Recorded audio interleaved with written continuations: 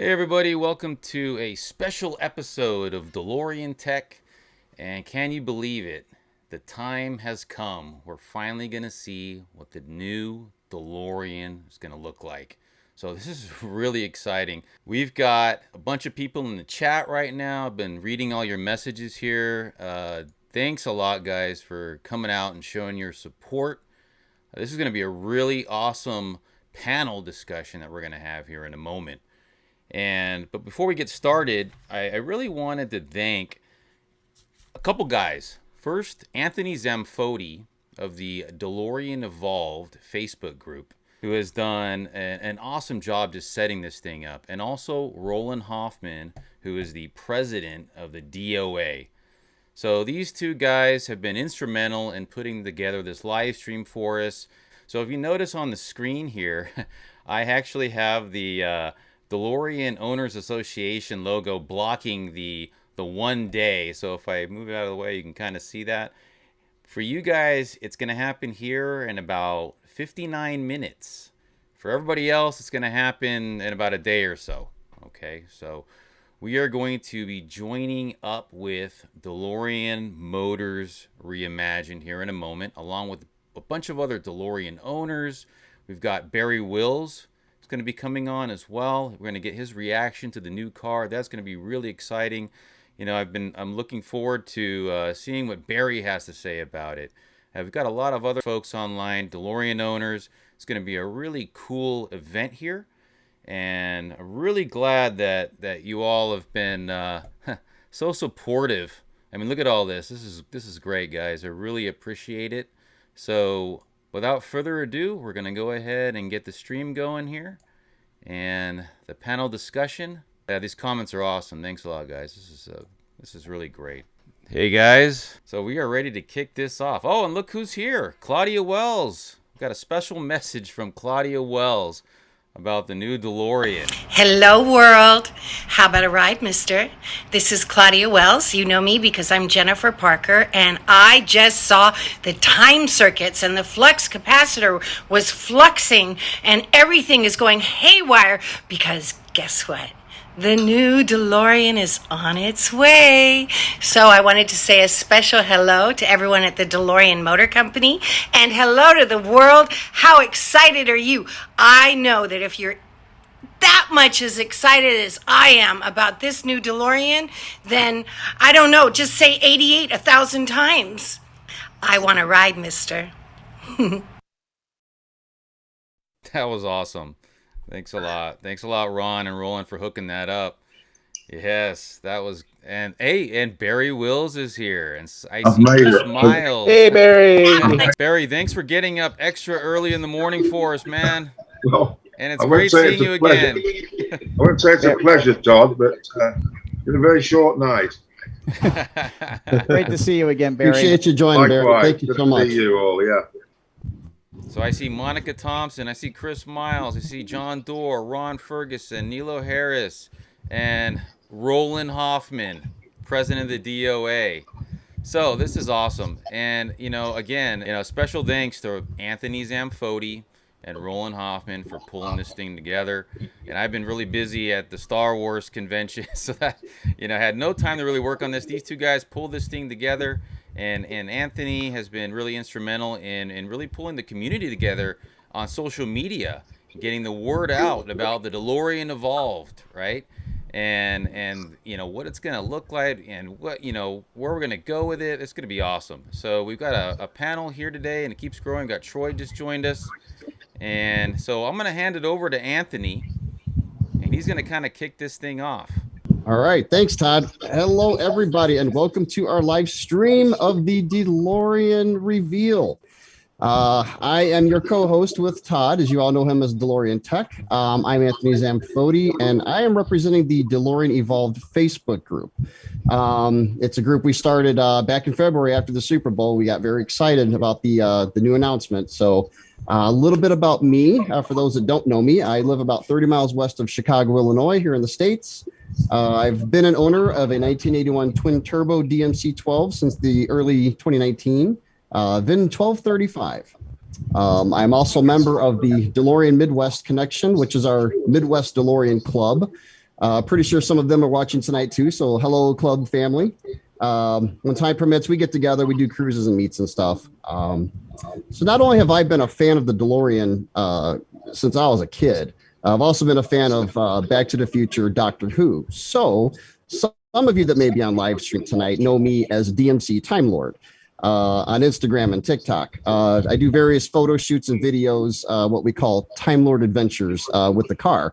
As a matter of fact, I do believe we have some of our TikTok family on, and if you're out there, thanks for coming.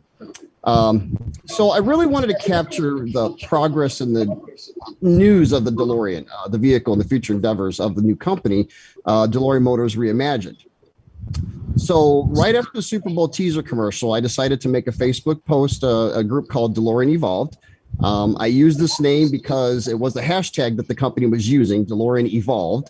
And we noticed there was an EV that was capitalizing the word evolved. So we were assuming that it was going to be an EV vehicle. And to our delight, it was. So we were that was one thing we did guess correctly. It was funny because when I saw that first commercial, I saw that phrase, the future was never promised. And then I see this silhouette with these gull-wing doors. And before I saw the DeLorean.com name, I actually sat there and I'm like, they are not going to reboot Back to the Future. Oh my God. And then I saw DeLorean.com on there and my jaw just dropped. I got very excited for this new chapter.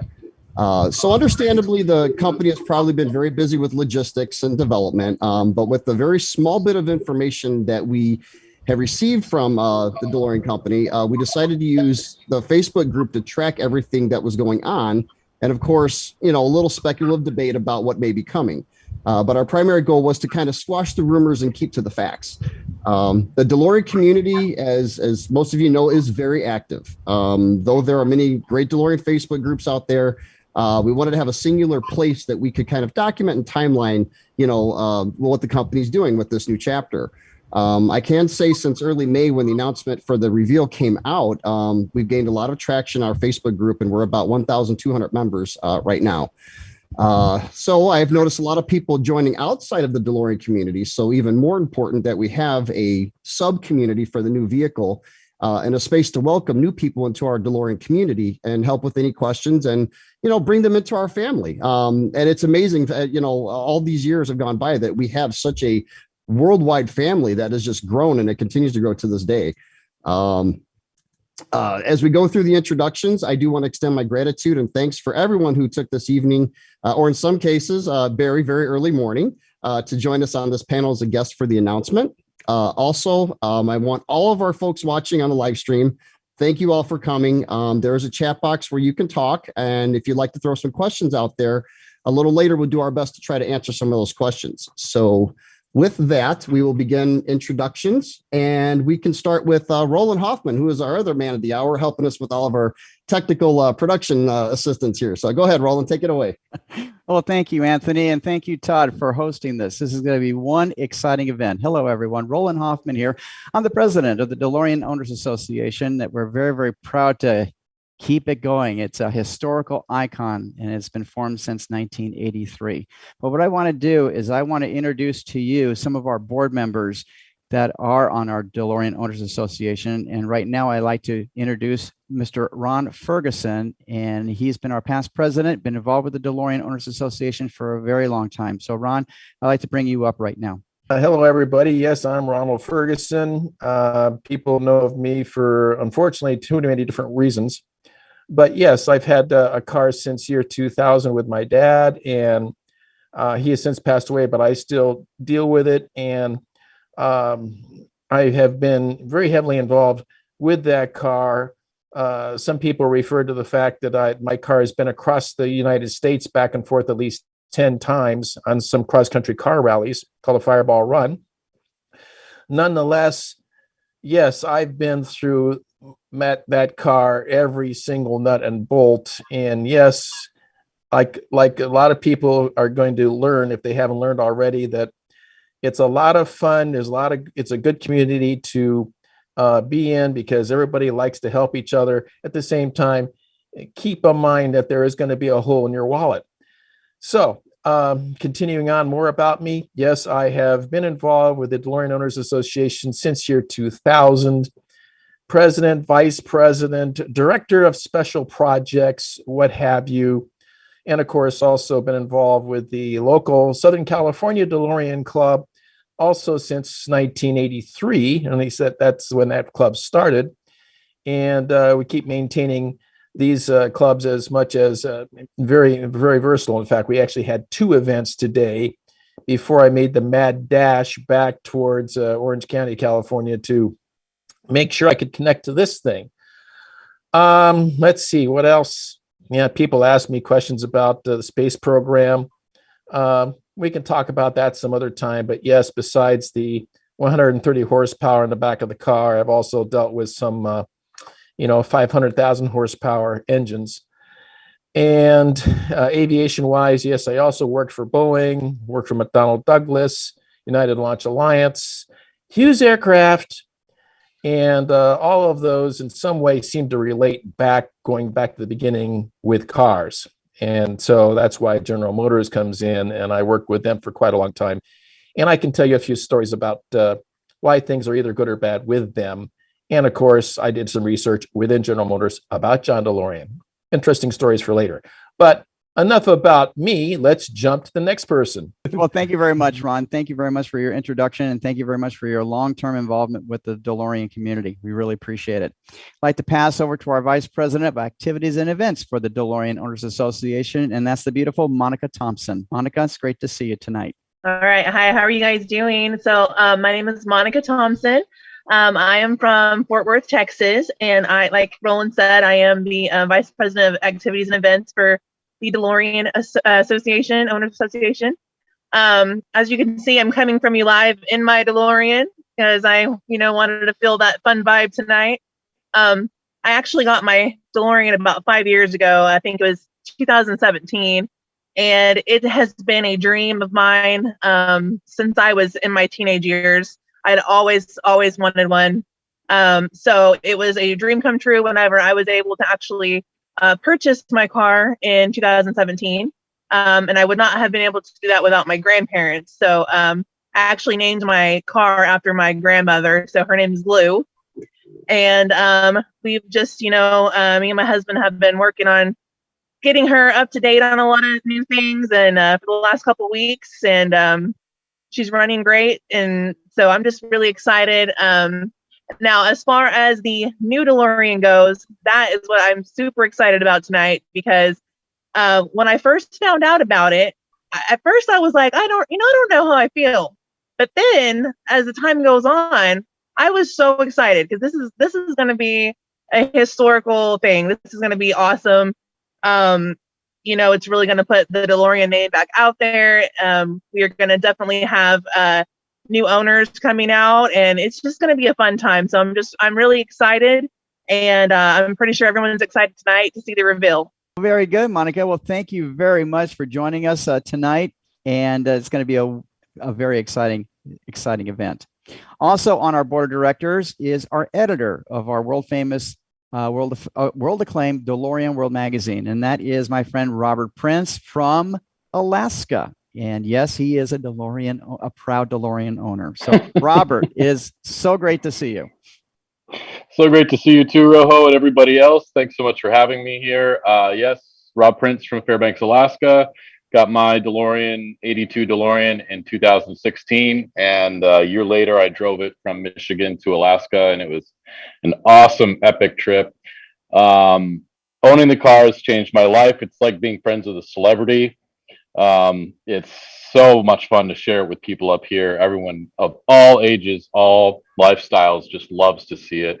And I'm just super excited that the dream is living on in the form of a new version of the car, because the world needs more DeLoreans for sure. Thank you very much. You're very, very welcome, Robert. And thank you very much. And Roseanne Bayer, she's planning on joining us a little bit later on today, or at least we hope so. And she is the owner of the original DuPont paint test trial yellow DeLorean. So we hope to see her coming on shortly. But for that is our board. And just for about me, I've been involved with the DeLorean community since 1982 when my father purchased his DeLorean, and he was not a car guy. And I basically learned about the car from when it had its problems. And I met a wonderful man named Don Steger, and I'll tell you, he kind of, showed me the ropes, helping my father getting his, trying to get his car started. But I've been involved with the DeLorean community for a long time, until 2013. And then that's when the family passed the car on to me and changed my life forever. And I'm just glad to be here with Todd and Anthony, and of course with everyone here on the panel, and especially with Troy and Nilo. This is a very exciting time. This is the 40th year of the mark. And when I saw the ad on the Super Bowl Sunday, I had to rewind it, and really made my father mad because I was rewinding the Super Bowl. And when I saw the ad, because my phone was going off and I couldn't understand why my phone was going off, saying, "Did you see this? Did you see that?" And of course I saw the ad, and I just, dropped my jaw, and I just said, the future is never promised. I think the future is here. And so with that, I'm going to turn it back to you, Anthony. And thank you very much for this great opportunity. Awesome. Thanks. And welcome to all the members of the DOA. And we're going to go down the list here. We have Chris Miles is actually on. I see him there. Chris, you want to go ahead and give us a little introduction there? Hello. I'm going to be a little modest. I'm not that important, but I've owned my car for just over 10 years now. It's probably going on 11. I keep saying 10, but time flies. And it's been an amazing ride with the car, meeting a bunch of people, and it's really kind of opened up my life socially. So it's been kind of a cool thing to be able to connect to so many people who have the same kinds of passions that you do.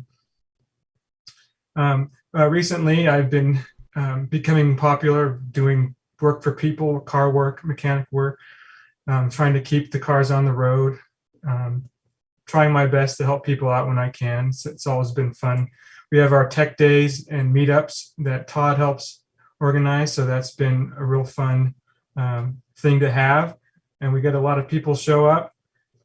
It's great to see a lot of new owners that finally realize their dream and buy a DeLorean for the first time.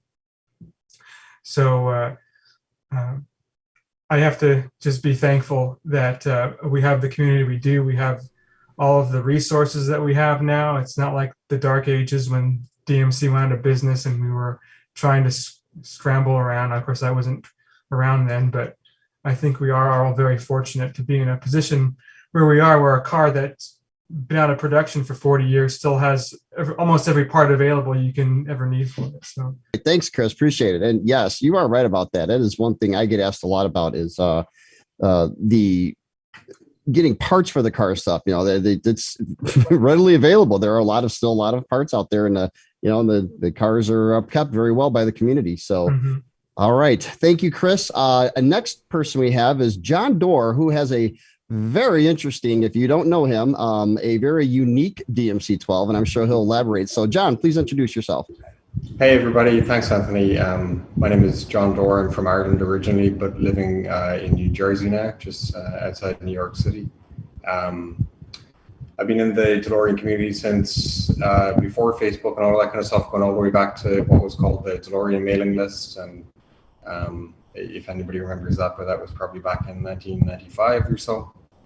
And I was always obsessed with the DeLorean growing up, and around 1998, I had probably my peak DeLorean moment when I realized that John DeLorean's phone number was in the public phone book. So I called him up and he invited me down to his house, and we hung out for an hour, myself and my brother Mars, and John DeLorean drinking lemonade on his back porch. And so that was pretty cool.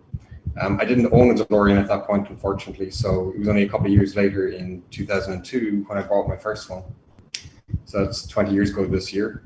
And shipped that back to Ireland and did a frame-off restoration on it. And, you know, through that, and kind of like what you were saying as well, Chris, with the people that you meet, it's really cool in the community, the camaraderie and getting to meet people and working with each other's cars and all that kind of stuff. I think I enjoy that almost as much as I enjoy the car itself. So then, I guess fast forward a little bit. I think I've owned about 4 or so DeLoreans over the years, but the one I have right now is one that is converted to be a 4-seater. So it's the original DeLorean body, but it's converted to be kind of a 2+2 style. And that was a project that I started in Ireland back in 2010, I think, with a whole bunch of friends in Ireland, PJ Kennedy and Joe Cahill, and so many people that I won't even name them, but it was a great team project in Ireland to get this started. And then I found out I was able to move to the States at that point with my work. So I actually shipped the car half finished in a container over to New Jersey. And then I saved up some money to try and, do something with it again over the next couple of years, and eventually brought it into Tom's garage, where Tom Sweeney and Mark Levy did a huge amount of work on it as well to get it over the line and get the car running. So that's the DeLorean I have today, is the 4-seater DeLorean. So I'm really excited that, the new DeLorean Motor Company is building another 4-seater. So I guess I won't have the only 4-seater anymore, but I will have the only original 4-seater. My wife owns a Tesla Model 3, so I'm also really excited that you guys are planning an electric car. I love electric cars. I think it's the only way forward at this point, and nothing else really makes any sense to me. So I'm really looking forward to hearing some details about that. And I guess that's it. That's all for me. So good to meet you all, and thanks for inviting me to this. Excellent. Thanks, John. Appreciate you joining us tonight. Sure. All right. Our next guest, who was up very early in the morning, Mr. Barry Wills, was a former director of purchasing and supply for the original DeLorean Motor Cars company. So, Barry, please take it away. Let's introduce yourself, sir. Good morning, everyone. It's good to see so many familiar faces amongst you. I was the first Brit to be hired by John DeLorean after the funding was raised in Belfast. In October of 1978 was the day I joined. And I saw, as I've just been revealed, I started as director of purchasing.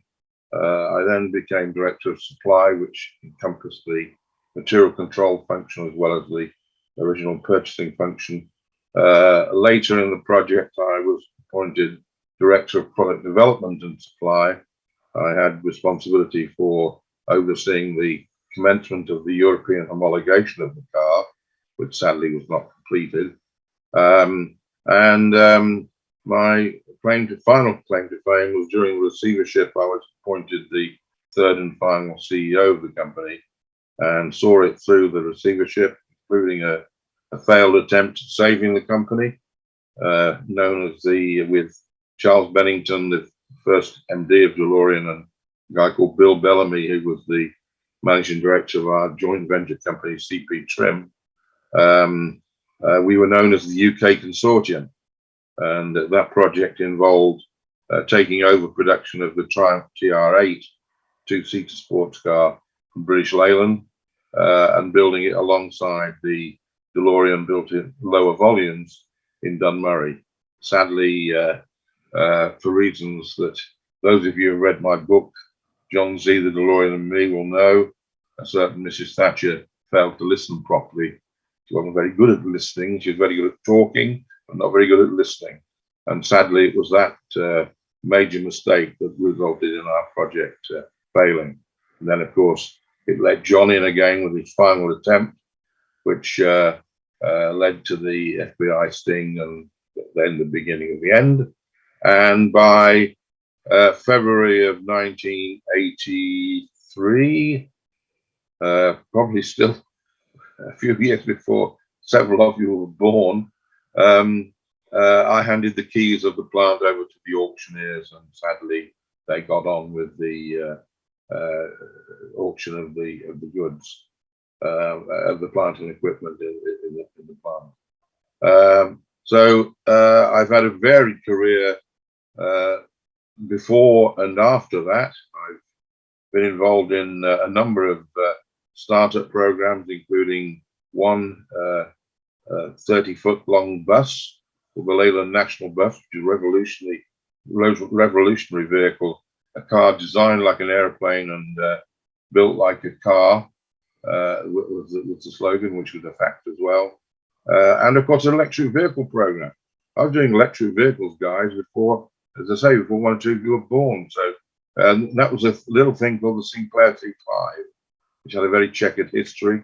A gentleman called Sir Clive Sinclair, which one or two of you may have heard of, who made millions out of personal computers, was the brains behind that. And the Reliant Robin, I mustn't forget the Reliant Robin, the famous three-wheeler, was another baby of mine. Anyway, it's all, those of you who have bought my first book will be aware of all part of that, the DeLorean part. If you bought my second book, 45 plus years without John DeLorean, if you haven't bought it, it's about time you did. There's a few copies left. That tells the rest of the story of my career. 50 years in 50 countries around the world. I'm very proud of that. And since my retirement, I've spent most of it writing books and contributing towards websites and the rest of it. That's enough from me. Thank you, Mr. Wells. I appreciate that, and everybody else does. Please call me Barry. Barry, yes, sir. So Barry is very definitely I would say a historian almost. I mean, I see a lot of the Facebook community and stuff. He sets the record straight sometimes when there's questions. But he is definitely a person that the community we have gone to and we've just said, Barry, do you know the answer to this? And he knows the answer. So we appreciate his contributions from the very beginning until today. So thank you, Barry. All right. So moving on, we're going to have Nilo Harris introduce himself. He is the Vice President of Branding and Creative for the DeLorean Motors Reimagined. So Nilo, if you could introduce yourself, please. Yeah. First of all, I'm Nilo Harris,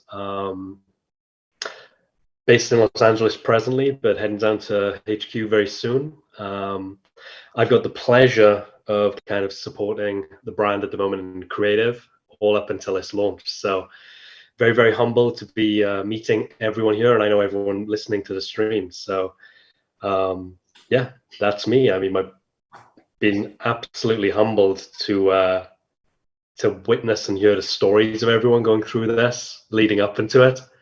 I think the magical thing about this brand, and Monica said it very well, it was about the memories. This brand is all about memories. It has to continue, it has to move on, but it's all about the human connection and the memories that this brand is actually making. So I'm very, very humbled to be asked to join here. And yeah, I'm very much looking forward to seeing what this reaction is from you guys. Yep, it will be very interesting indeed. Thank you very, very much, Neil. Appreciate it. And last but definitely not least, from DeLorean Motors Reimagined is our Chief Marketing Officer, Troy Beats. Hello, Troy. Hey, how are you? Good. Good. So yeah, I'm Troy Beats. I'm the Chief Marketing Officer for DeLorean. I'm also doing product planning and product strategy, so the development of the vehicle. My background is with Toyota and Lexus. Did product development for NIO, for Karma Automotive, and then came over to DeLorean. So this has been extremely exciting. Definitely a humbling experience because we have such a responsibility for the brand to tell this story over time. So it was a good challenge, but I think we got it right. So I'm equally as excited to show you guys the pictures. I hope we spend a good amount of time talking about how we developed this, why we developed this particular car, and the amount of work that went into it. I think you guys would be excited to know that we spent a ton of time, obviously being respectful to the brand, but then also making sure that we're creating a brand that's going to last a lot longer than the original DeLorean did, with a lot more cars. So very, very happy to be here. Thanks for inviting us. Absolutely. Thanks for being here, Troy. We appreciate that. So I guess maybe Todd or Roland can help me out here. I think at this point, we are at the half-hour mark before this reveal happens. And our panelists, I would like to get some opinions on what they are expecting, what is the expectation, or what they think they may see tonight. So if Todd, you want to randomly pick somebody and put them on the spot. I'm going to turn it back over to Todd. Absolutely. I actually have a question. As a big DeLorean fan and a DeLorean owner myself, one of the questions I had about the car, is it going to have automatic or remote door opening and closing capability? I know that's kind of a crazy question, but that's been on my mind. I know a lot about the car. That's one question I would like to have answered. Then the answer is yes. All right. Awesome. Yeah, we actually, ironically, we just did that yesterday. So, Really? well, we were doing the functionality of the doors. One of those obviously is, I don't want to, when you see the website, you're going to see the interior and it's going to give you an idea of how you open the doors manually. But there was the idea, obviously, of having a remote so that when you walk up to the doors open and they close automatically. So the answer is yes, but there's more surprises still. Will the Speedo go past 85? Because that's a huge problem. All right, that's a huge problem. Wait till you see the website. Wait a minute. Remember, guys, it was legislation that kept the Speedo at 85. Oh, yeah. Wish on our part. That was That's your right. government's fault. Nobody else's. It started with the oil embargo, and basically the United States had a speed limit regulation. And of course, speedometers during that period of time, manufacturers for U.S. automobiles were restricted to 85 miles an hour on the speedometer. So the DeLorean, as you well know, is capable of more than that. And if you do have flux capacitors on board, God bless you. Very cool. Another question, actually, we'll throw this out there from the Facebook DeLorean EVolved group. They were curious on, are you guys at a point where you can maybe talk about production and manufacturing at this point? Have you secured locations or, the whole production side of it yet? So what I can tell you, a lot of that will be revealed at Pebble Beach. A lot of the partnerships that we have right now are partners that are also going through their own investment rounds. So a lot of what we say isn't public, but the manufacturing will be in North America for sure. And unfortunately, until August, that's all I can tell you. Understood. Yep. Let's see. Who would like to reach out and give us what they think they're going to see? Is there anyone on the panel that wants to just go for it? Let's call on Chris Miles. Chris Miles. Chris has been called out. All right. Come on, Chris. Go for it, man. Let's see. I want to see some type of stainless application somewhere on the car to kind of give that tribute to the original car. I don't know. Many EV cars now have electric motors almost at every wheel, but it would be neat to have like the central motor placed in the rear just for nostalgia purposes, I guess. And I'd like to see a paint color that looks kind of stainless. Is there maybe they have a metallic kind of finish for one of the paint choices? That would kind of be cool. I know there are different cars that have that kind of thing going on. Troy, Nilo, would you like to comment on that? The applique that you're talking about, that was an interesting question. Again, we had spoken just today on how to best do that in the most appropriate way. So you will most likely see a stainless steel applique in recognition of that. Mm-hmm. We also have to keep our storyline in place as well. So we'll definitely have some stainless steel on there. The idea, though, is it'll pay a little bit of tribute to the DMC 12, but the storyline that's going to unfold over the next 3 months is obviously going to show our commitment to the DeLorean brand and not doing too much that's associated with the DMC 12, because initially when we started the program, we decided very early on that we were not going to duplicate the DMC 12. We did not want to replicate it. We wanted to have that vehicle live in its own time and place because it deserves to be an icon. So we'll take a few pieces of that DMC-12 just as a nod to it existing as an icon, but largely the car you're going to see is going to be representative of vehicles that we have curated over the last 40 years that you guys will see in the next 3 months. I'm answering that question that way because I want to make sure that obviously we thought about stainless steel. If we went down the path of continuing to put bits and pieces into this vehicle that represented likes of the DMC-12, it may be construed as a version of the DMC-12, which we didn't want to do. But to answer your question, though, there will be a stainless steel applique that'll give you an idea of what the DMC-12 heritage looks like in our vehicle. All right, can you explain the word applique?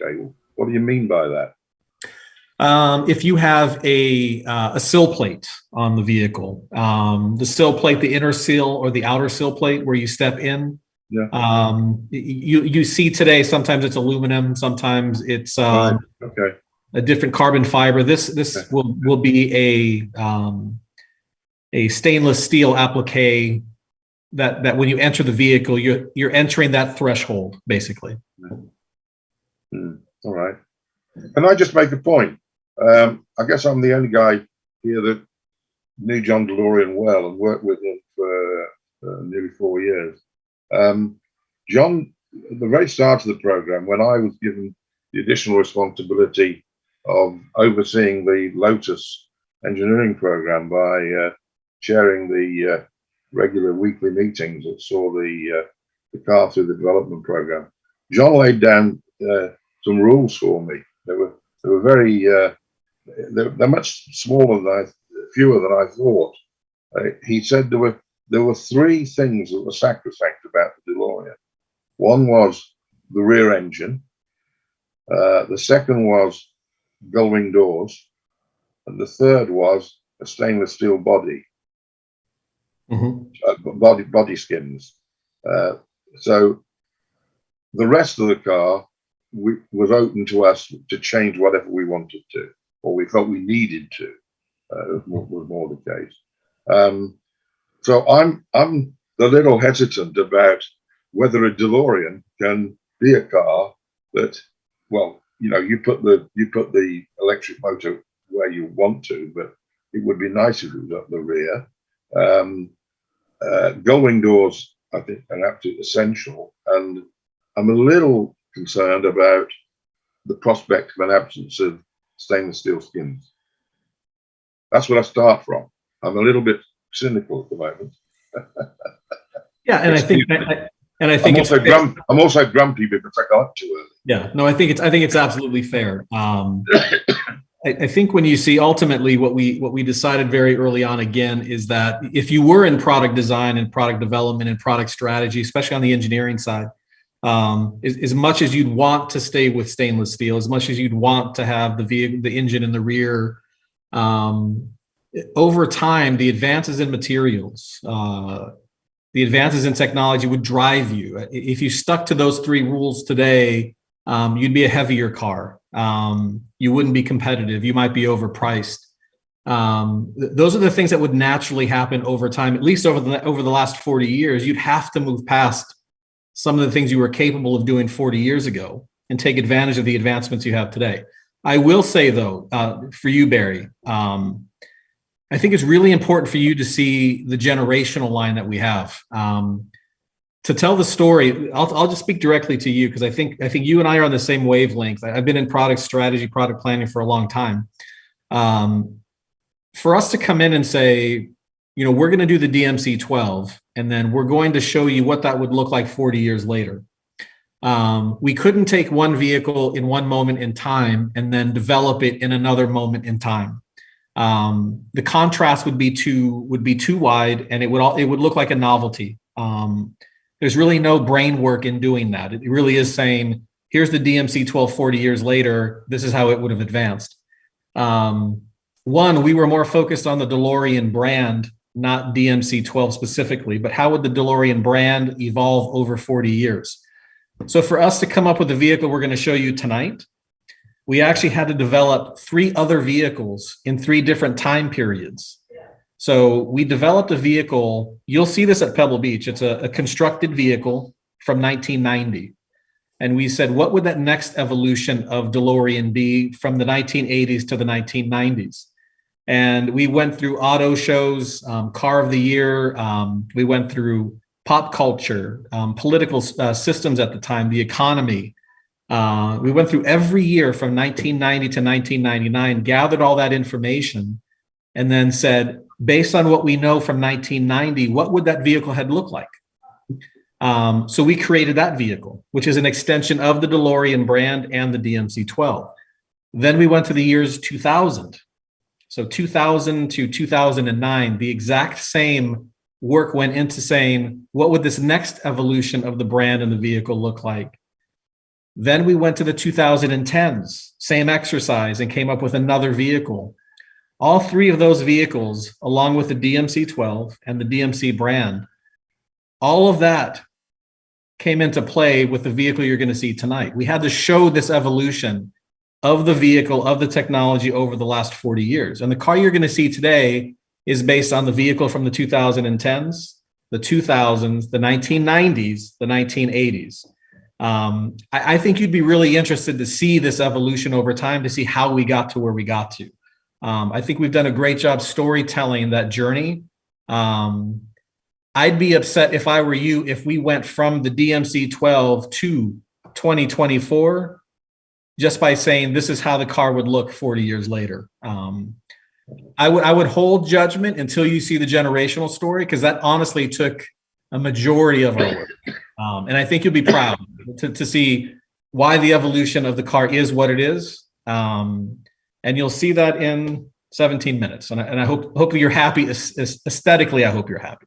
We appreciate that, Troy. And I do know in previous conversations we've had, I do know a lot of pre-planning, pre-production, and a lot of thought went into this and stuff. So we're definitely looking forward to seeing the generational story that leads up to this.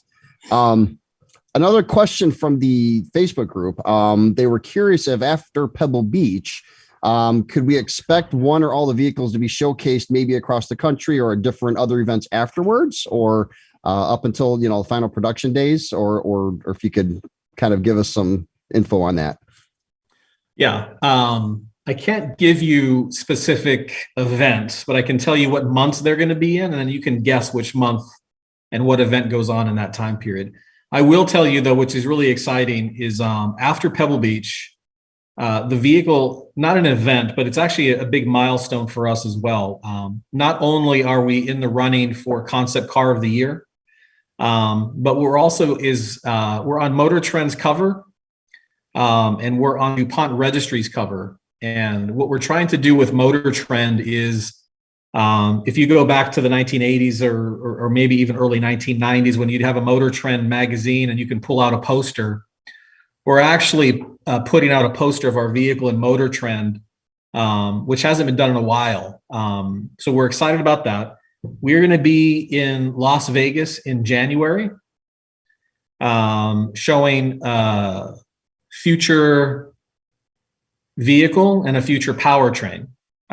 In February, we're going to be in Europe for a big show. In March, we're going to be in Texas, showing the car again. And then we have a ramp up to Pebble Beach 2023, which is we're going to showcase this next generation vehicle after the vehicle we're going to show you today. And then probably 4 more cars in 2023 we're going to show you at Pebble Beach. So it's going to be nonstop. I think the only quiet month we have right now is going to be October, November. Everywhere else we'll be on a circuit. You'll be able to see the car nationally and internationally. Excellent. Appreciate that. I don't see the dates that the Chicago Auto Show is going to be there, so I guess we're not coming this way, but that's all right. Well, no. Just so you know, I spent 8 years in Chicago. So nice.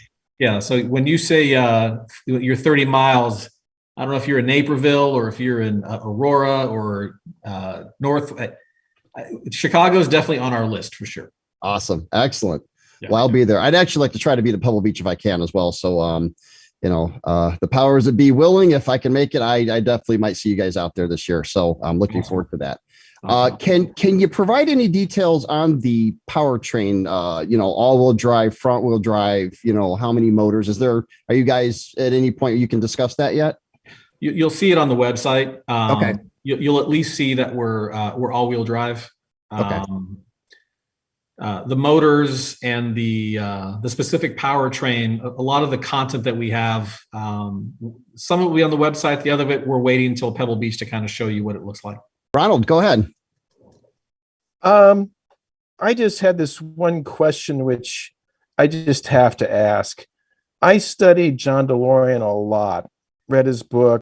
One thing he was known for, really stuck in a lot of people's minds, was that he wanted to build an ethical sports car. And there's a lot of interpretation as to how successful he was with that. But he wanted to shake up the industry. Now, of course, shakers of the industry, we can think of Mr. Musk, things like that. But how much do you guys feel that you're going to be able to shake up the industry and become new leaders in how to build stuff like this? That's another good question. I can't answer that in one answer, but I can give you two. I think the ethical piece is interesting to me. That's an environmental question. Certainly, we're going to be environmental. Certainly, the materials we're going to use are going to be environmentally friendly. That's not our story, though. We're not going to be the Tesla. We're not going to be Lucid. I think the interesting thing, and this has been out there already, and it's going to come out tomorrow anyway. There's a publication coming out where Joost de Vries had mentioned some of our technology. I think what's interesting, the ethical piece, and on the website you're going to see a phrase, and it's going to say unapologetically human. We spent a ton of time thinking how someone drives the car, the interaction with the car. When you see our car, you're going to see that there's a very limited number of screens. This isn't an iPad on wheels. This is going to be a vehicle that's going to focus on driving. And the interesting thing that actually you'll hear it tomorrow, but I'll tell you guys today, we have a system in the car called Sense.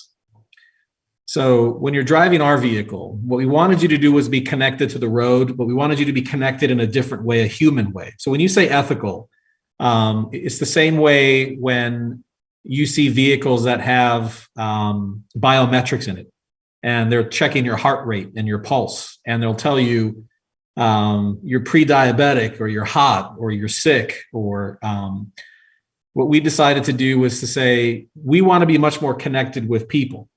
So imagine this, Ronald. Sure, you have a wife, or if you have kids, I don't know your background, but assuming you have somebody in your life that you care about. In our particular vehicle, like I have a daughter, and I don't see her a lot. I have a son that I hadn't seen in a while either, because I'm always busy or I'm always traveling. The vehicle that you have that we're going to show you today, Sense is a way to enhance an emotional reaction between two people.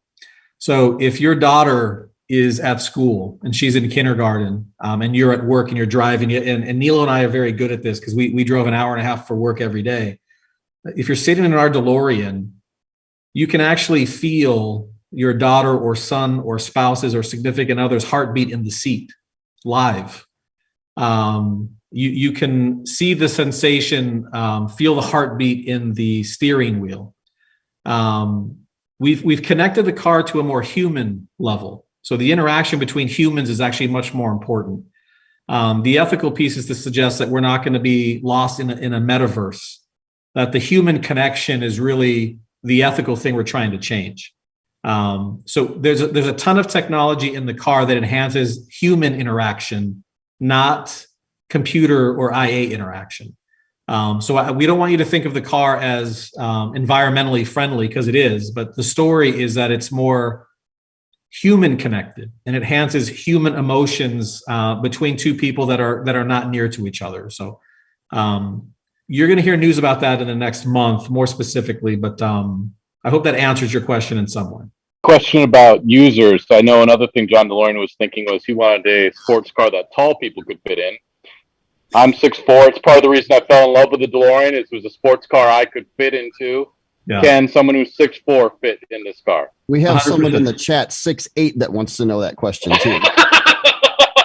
You're out of luck in anything. Yeah, you're going to be fine. On the marketing side too, it's really interesting. On the product side, I can tell you, obviously, we want to make the car the most comfortable it can be. It will have the longest seat track. It'll actually have a little bit more headroom as well. 6'8", I'm not going to promise 6'8". But if you're 6'3", you're going to be fine. 6'8", it'll be difficult. All right. And we do have from the live stream chat on YouTube, we have a question. If you guys can answer this. So they are kind of curious about how delivery of the vehicle when someone purchases. Are you setting up like with dealerships? Will it be directly from DMR? What kind of a plan are you guys foreseeing to purchase the vehicle? Again, that'll happen in August, but I can tell you that there won't be a traditional way. I mean, obviously, if you want to go to a dealership, there's going to be an opportunity. There'll be a hybrid approach. Ultimately, what we'd like to do is if you purchase the vehicle, it gets delivered to your home. People come and pick up your car for service, those types of things. There'll be a hybrid approach to the sales and the service of the vehicle. So that will be shown at Pebble Beach as well. Very good. Thank you. Todd, we are approaching 5 minutes to the top of the hour. So I don't know what our plan is at the moment, at what point we turn this over to Troy and Nilo. But I'll let you go ahead and if you want to throw another question in or just get set up for the next phase here. So the chat is totally blowing up right now. I mean, this is awesome. We got so many questions coming in, questions about price point. I think you guys had mentioned that won't be revealed until sometime around Pebble Beach is what I remember hearing. It'll be Pebble Beach. Okay. Yeah. Other little tributes to the DeLorean, the classic DeLorean that you can share with us that we haven't talked about.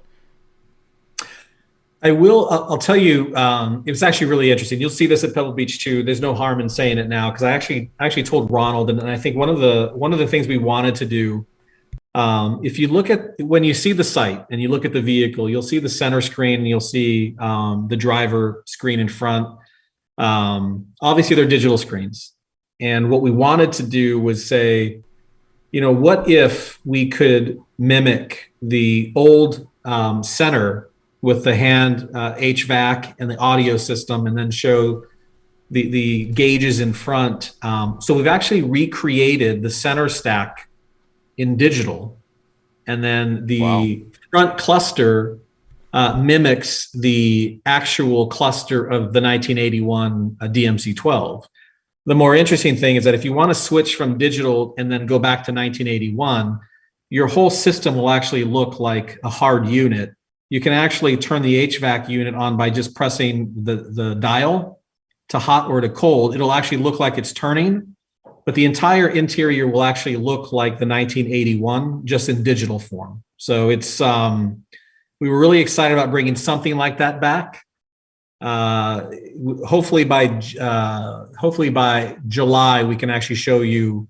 I actually have it, but I can't show it to you. But in July and August, I can actually show you how that would work. But that's sort of answering your question, I think.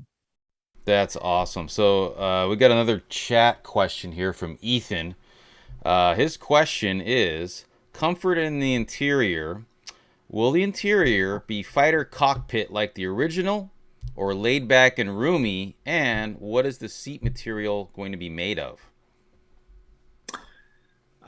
It's definitely going to be roomy. You're going to get it's not going to be a fighter cockpit. It's not going to be snug. It's going to definitely define your space. It's basically going to be open, which most companies aren't doing today. So when you see the interior, you'll see what I'm talking about. It's hard to do this when the visual is not in front of me. The material on the inside is going to be eco-friendly. So it's going to be non-leather. We'll have a leather substitute. We'll have a lot of textures in there as well. I think that's all I can say about the interiors right now. I got a question for you, Troy. Roland with the DeLorean Owners Association. What is the estimated range is going to be with the vehicle? It'll be over 300. Over 300. It's important too. I don't know how much. I probably don't have enough time to answer this question either. But we could have made the range go longer. What we wanted to do is to create the most complete vehicle that you have. So over 300 with the performance that we have, it was the most complete vehicle we could do. Could we do 400 miles range or 500? It would make the car look a lot different than it does today if we decided to do that. But over 300, which is plenty. Can I ask another question? I'm interested to know what you're planning in terms of marketing, sales and marketing. Is the car going to be sold internationally? The car will be sold in the U.S. and in Europe. Those are the two major regions that we'll be in. China, it's just a little bit unfortunately unstable for us to be in China with the product that we have, but it will be international in certain regions. Europe's a big region, a lot of countries in there. Are you going to have? So you can focus on anything that's right-hand drive. Left-hand drive. I'm sorry, left-hand drive. So you're not going to sell it in the UK? If the UK is not on the left-hand side, then no. Well, you're on the wrong side of the road. That's right. Heavens above, and Ireland's ruled out as well. Then. Yeah, but if you're then ironic in a way, isn't it? A car that was originally built in Ireland, you're not going to be able to buy it there. Well, we'll you got to do something about that, guys. Hey Barry, didn't they convert about 9 or so of those to right-hand drive? Well, I drove one of them. Yeah, one of them was a company car. That's a good point. I also turned down the opportunity to buy it for the receivers. So that's a good point. £5,000. So I'm not particularly proud of that business. All right. Well, listen, guys, we are now at 60 seconds out to the top of the hour, and I hope our live stream, like Todd said, is going nuts, going faster than I can read. So we're going to turn this over to Troy Nilo now. I believe we're going to set up a screen share and have at it. Again, leading into this, again, thank you. And this is going to be an exciting one, guys. So thank you very much. Yes, and thank you guys for joining us. It is great to have you here tonight. So this is the vehicle. This is the, why don't you say it, Nilo? Why don't you say the name for the first time? Yeah, it's our pleasure to actually introduce everyone on the live stream and everyone to the Alpha5 DeLorean. The Alpha5. The Alpha5. So my question on this what's the significance of Alpha5? Well, I'm super, super happy you've asked us that question. And what the hope of this website is that it'll actually, as we go through it, we're going to answer that question. So, I mean, however you guys want to do this, we can start scrolling, we can start exploring, however you want to do. You guys take it from the you top have and the do it floor. your way. No, go right ahead. I just real quick wanted to say that the chat is basically mine and Roland's. We got a sneak peek of it before this live stream, and the reaction on the live chat is a lot of wows and OMGs and holy craps. So, so please proceed, gentlemen. Go ahead. Well, so why don't we? I mean, I'll go through the site, but it would help us too. I mean, your initial reaction to the visual hopefully is good. Hopefully it's great. But you guys have any questions about the design from this perspective, or should we keep going? Nice to see some real Ubers there. 100%. Barry is very interested. Yes. I am. I'm sitting here with bated breath. I'm actually wondering what Alfa Romeo might make of your Alpha5 name. I like that logo. People are liking the name too in the chat. They're calling it epic. So yeah. So Anthony, the V was a 5 this whole time. We had no idea. Oh yeah. Man. Yeah, and we honestly, look, Barry, I'm going to share this with you. We had so many iconic details that were the brand itself. The irony was some of the things that you were talking to Troy about earlier in the chat, you're going to be showing. The actual Alpha was, again, the naming, the idea behind it was never to be arrogant, obnoxious. It was to be confident in your own skin. Everything that we learned about DeLorean, and I hope, Barry, you can agree on that. there was a confidence in what they had. There was a real pride, and it came across so well. And that's why Alpha for us became this mantra to it, was this confident state of in your own skin. So that's where the whole naming convention for this vehicle came from. Troy, do you want to click into the experience, the Alpha5, or do you want to scroll down and see if we can tease it a bit more?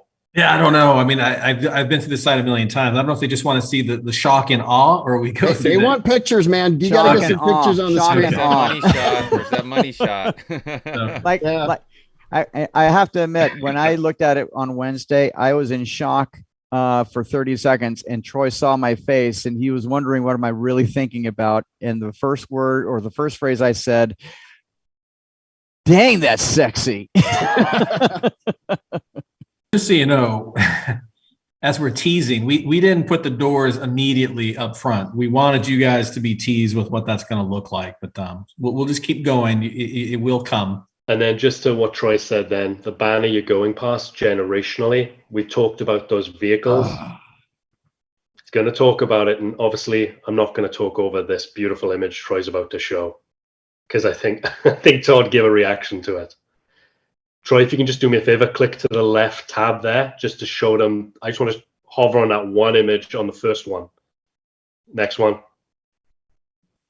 And there it is. Yeah, that's the image that got me. Yeah, same here. I mean, those doors are lit, right? I mean, that's pretty awesome. Literally. This is what really got me too. I was like, whoa. Well, the doors and then the rear light is supposed to show the 5 shape. Yeah. So you'll see that. But, yeah. Let me go back. They're huge doors. Have you got a cryogenically twisted torsion bar in there? Yeah, you got two. Looks like 2 struts going on, right? Yeah, two struts. Yeah. I really love what Troy said earlier. When he was saying, the DMC 12 in itself is just, this classic car. The community absolutely loves this car. And so I was excited to see what this new breed of DeLorean was going to look like. I honestly think it's beautiful. It's absolutely beautiful. I love how the doors, go up and everything. It's just awesome. I'm super excited. That's what I fell in love with right there. That's what gave me goosebumps. I look at the fact that it's organic. It looks functional without being excessive. And as you were noting, it's something you can really enjoy driving.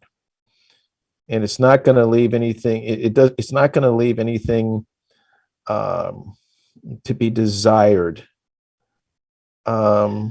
That's just so cool. I like that so much.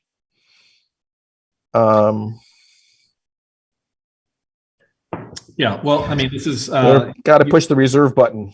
Saying all the right things. So that right there, gentlemen, like that, the little nod to the DMC 12, the little DeLorean name in the bottom left corner of that rear bumper, that's definitely a nice touch. Yeah, and don't infill it, please.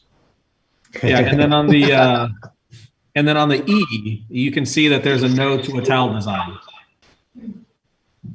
I'm aware. Okay. On E character, in the middle character, just in line. Oh, yeah. We've tried to pay I like that very much. Yeah, that's lovely. Yeah. I have to say, guys, I'm impressed. I think it's really quite superb. And I noticed that sitting behind on Troy's wall, there are renderings of Giugiaro's presentation, alternative presentations for the 4-seater car, and I can see a link to that. Whether that's intentional or not, I'm sure. 100% intentional. 100%. That's terrific. 100% intentional. No, I'm actually very excited by what I'm seeing.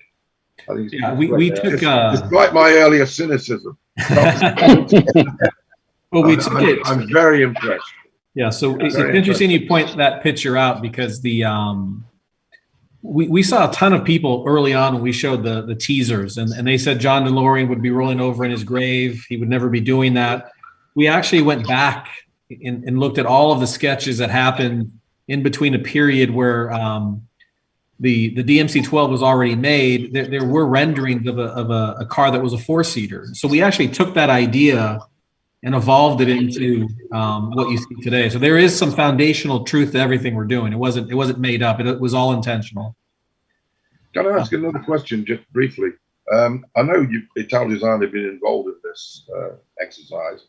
Has Giugiaro seen this? He's no longer part of Ital, of course. He's retired some years ago. Has Giugiaro seen this? I don't think that he has. But we're very interested in his observations. Yeah. Yes, just some historical information too. One of the guys working on the car today at Ital Design was one of the designers who worked on the DMC-12. His son works for Ital Design. Yeah, his son works for Ital Design, and his son-in-law works on this program as well. So there's 3 generations working on this program. Good. Wonderful. Yeah, so here's the stats. These are all we put 0 to 88. That means something to us internally, obviously. Your 0 to 60 times your top speeds, your range, battery, and then your CD. What's the story on the windows? Do they go all the way down? They absolutely do. Nice. Do they? Yeah. I had a question about the wheels. Is that a one lug nut style, or is there going to be? No, it'll be a cover. It won't be one lug. It'll be a cover. Gotcha. Okay. Yeah. How about storage capacity? You'll have a storage in the front, and you'll have storage in the rear. The doors will actually have storage pockets that have flaps, so you can actually put something in the door, and when the door is open, it won't fall out. Question from the chat about the wheels. So that's a turbine design for the wheels, correct? And question on that, is that designed to cool the brakes? There's air intake in the front that goes through the brake. The wheel design isn't specific to cooling the brake. No, it was more of a design direction from the original DMC-12. So a nod to the DMC-12. Yeah, that's for sure. Very nice. I like the little logo on there too, right there. Yeah, that's cool. Look at that DeLorean center cap. That looks pretty cool. Yeah. Now the roof. There was a question in the chat also. Is that an all glass roof, or how is that? 4 of the louvers there. Let me get to the roof. Sure. See it again. So it's glass. Oh, the top of the. Oh, I see that. Yeah. So instead of a sunroof or whatever, you've got that. That's pretty awesome. Yeah. Wait, there you go, right there. Leave it right there for a moment. That's something John wanted on DMC-12, but he came with that far too late, and there was too much going on in the door anyway at that stage. So no more of those pesky headliners. Now we've got glass up there, and it's tinted, so it kind of. I like how the top of the car is black, and that kind of ties in with the louvers, right? Yeah. And so a question about the louvers, how are those going to work? If you can go back to the photo showing the rear with the louvers there. Are those? It's all glass. Yeah. Oh, it's all glass. Okay, glass louvers. Okay. It's like the new Countach. If you see those louvers, we are debating though. Just in terms of this is a great audience to do this with. We actually have this is our launch edition. There is another plan to have a complete glass window back here minus the louver. So we are investigating that. That might be a rear glass instead of a louver for a future model, an iteration anyway. I'm assuming. Oh, go ahead, Barry.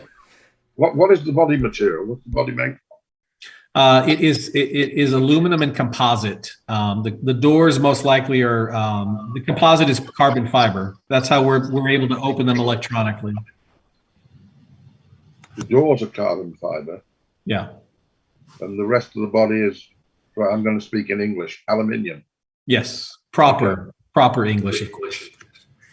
Looks like you've lights built into the doors. So and at the leading and trailing edge of the doors, it looks like you can see it there, right? Is that? Was it a side view? There. So you see that red line going up on the door. When it's either the front or the rear view, it looks like you have not there when the doors are open. When the doors are open. Yeah, the V.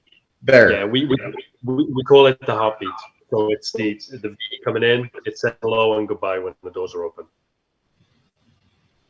Okay. What's the weight? Do you guys know? The weight, again, all that spec will be at Pebble Beach.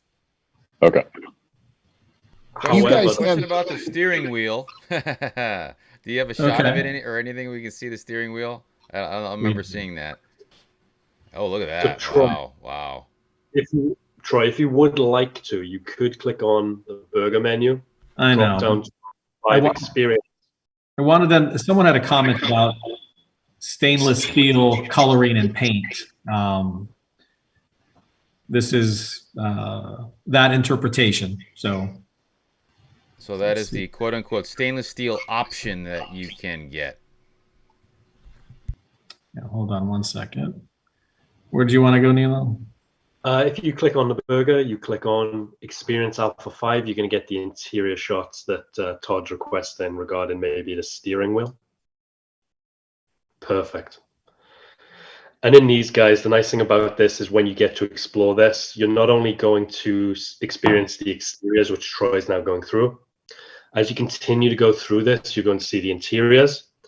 And something that the brand was very interested in sharing with primarily you guys and the people that kept this going for 40 years, we've actually going to show you the initial sketches that led us to where we are today. So hopefully there's a few things in here that will really engage with you guys and you'll see the respect that has really gone towards this vehicle and this brand. Yeah. One thing you don't see that I'll talk about just because we're on the screen, there's also ambient light within the panel roof. So when you open the door, the ambient light around the panel on top actually is a welcome light for you to get into the vehicle. The control panel on the what would be a C pillar is where you press to engage the door up or down.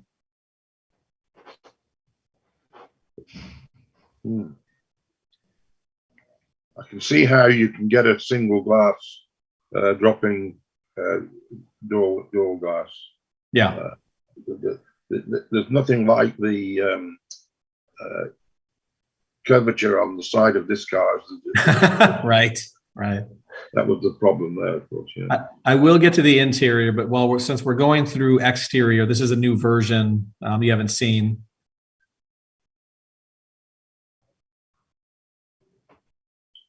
We have you'll actually see technical specifications. I'm going to let you see how wide this vehicle is because I think you guys think it might be wide, but I don't think you're thinking wide enough. You'll see that coming in. Just to jump in at this point, guys, that the rear shoulder you just saw in the tail. When we originally released the teaser for this on social media, and we released the driver, the rear, I know some of you just flipped it and copied it over. You lost about 12 inches on the width because we were very purposely didn't put in the brake light going down because we wanted you guys to see what you thought of it. But like Troy said, there's going to be maybe some measurements a little bit further down that will really show you what this is. Nilo, Anthony actually told me, I think it was Anthony, that it was actually somebody in the Facebook group. Yes. So that actually did that. Yeah, in the DeLorean EVolved group, somebody, I mean, again, it shows our excitement. It shows just how, eager we are to see this. So one of our members actually just mirrored it. And we did have conversation. There was comments where like, we knew it was going to be wider because it just didn't look right. The tires were wide. And I was like, yeah. You can see here, there's that ambient arc that's on the inside of the vehicle. There will be a nice ambient. All right, I'll go to the interior now, actually. Yeah. Do you guys, while you're pulling up those pictures, have any, we're getting some questions about the safety of the doors and like, there's any features if there's an accident or anything. Have you guys got to the point of developing anything like that yet, or? Yeah, I mean, we're doing package studies right now, package studies on the door, crash simulations. So we obviously wouldn't do it this way if we didn't feel like we were already in a direction where we could actually create the doors and have them be safe at the same time. So Sure. Yeah, so you can take a peek at the interior. So, question about the steering wheel. Anything special about it? It's gonna obviously have telescoping for taller, shorter people, depending on, right? But anything else about the steering wheel you can talk about? Yeah, I mean, what's not in this picture is the stock. So the turn signal, brights.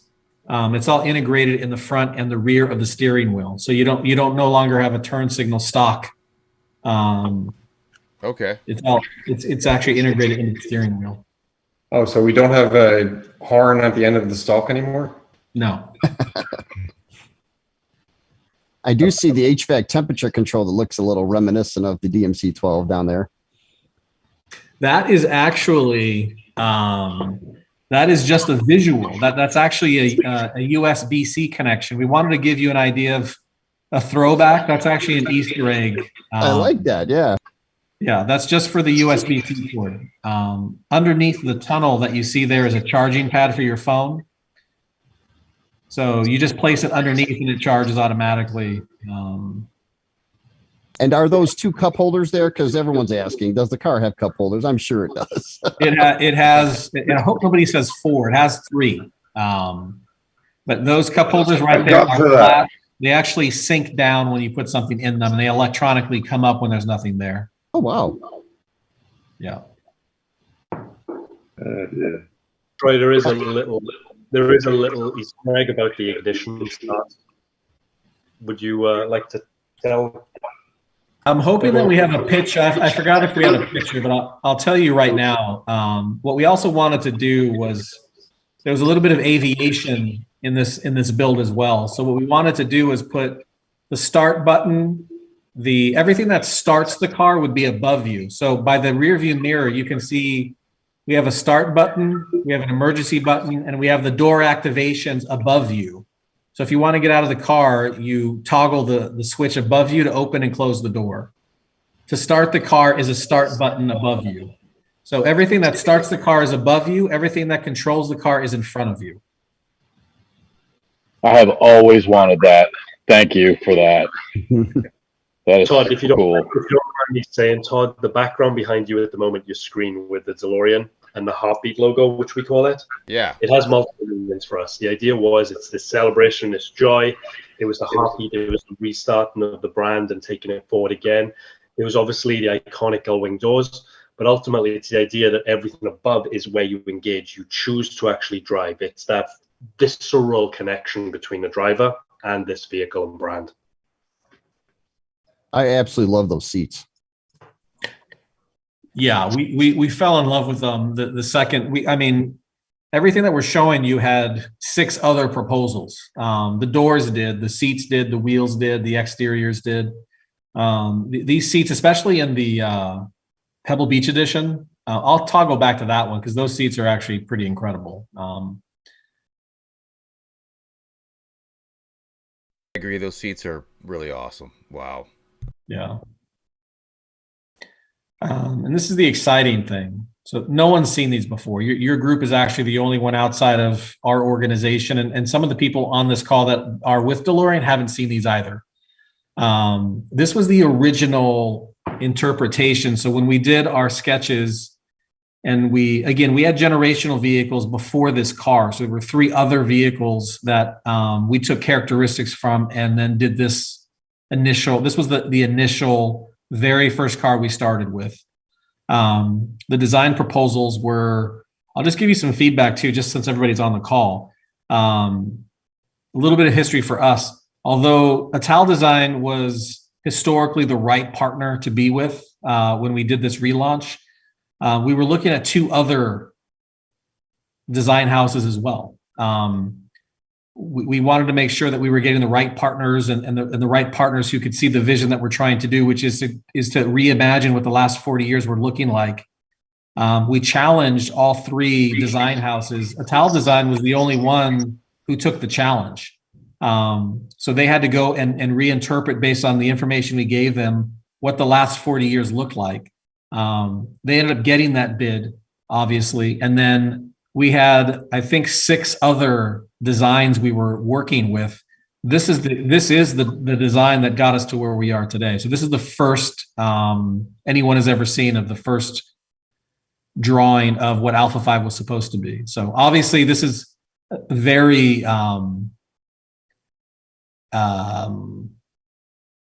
conceptual. Like, we couldn't build this car, but there were pieces of it we liked and we morphed it into the Alpha5. So the rear louvers were there, a very wide shoulder, definitely a different hood, and we needed the doors. You can see on the top where it says rear feature V element. We took historical drawings and made sure that we were always bringing something back from the past, but not overtelling the story of DMC-12. So this is right here, the sort of the very first concept. Now, really quick question: was at this stage here, was the vision for the car to be an EV, or had Yes. that not been decided? Okay, so it was EV at this stage here. 100%. Because what I can tell you too, because it's already out there too, when we talked about the generational vehicles, the generational vehicle in 1990 was an ICE vehicle. And we'll show you pictures of that in the next few months. They're already ready. We have to time this out. The second vehicle was in 2000. That was our interpretation of what an EV would look like pre-Tesla. And then we went into the 2010s and we were looking at what that next evolution of powertrain would look like, and it would have been fuel cell. So we looked at the evolution of powertrains over time. We always knew we were going to end up with an EV to tell this particular story. So this vehicle was based on an EV vehicle.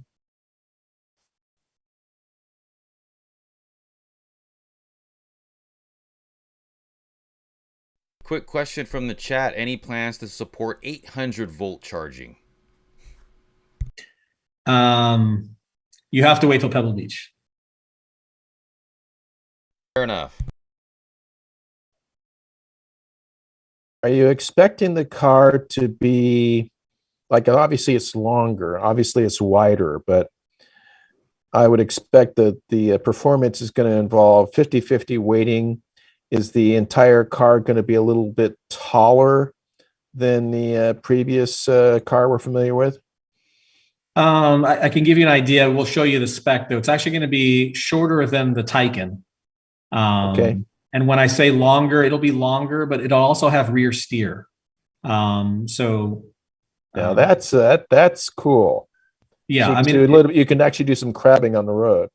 Yeah, so we took that into consideration, understanding that and here's the other thing too, and Barry, because he's been involved with product development, we didn't want to build a car today that represented 2024. We wanted to build a vehicle in 2024 today. So we're using technology that will come in the next year.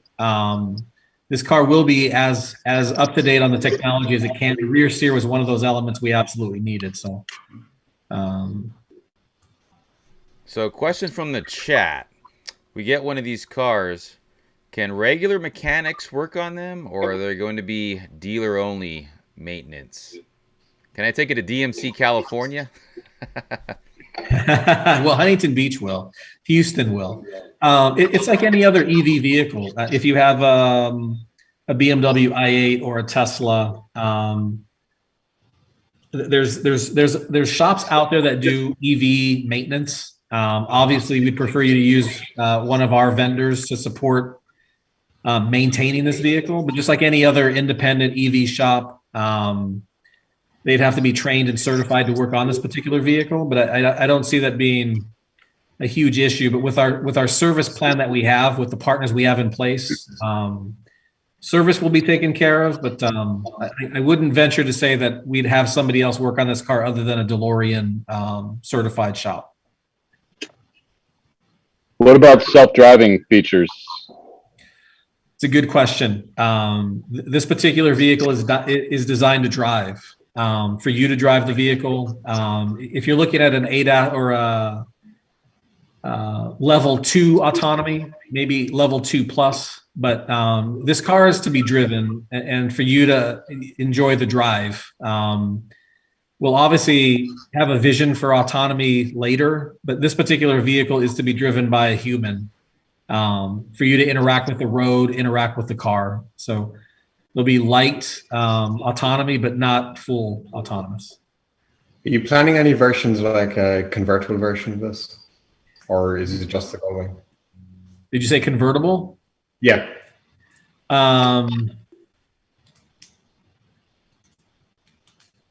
When we talk about the generational story,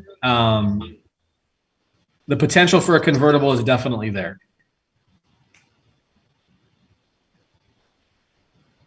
A Gullwing convertible?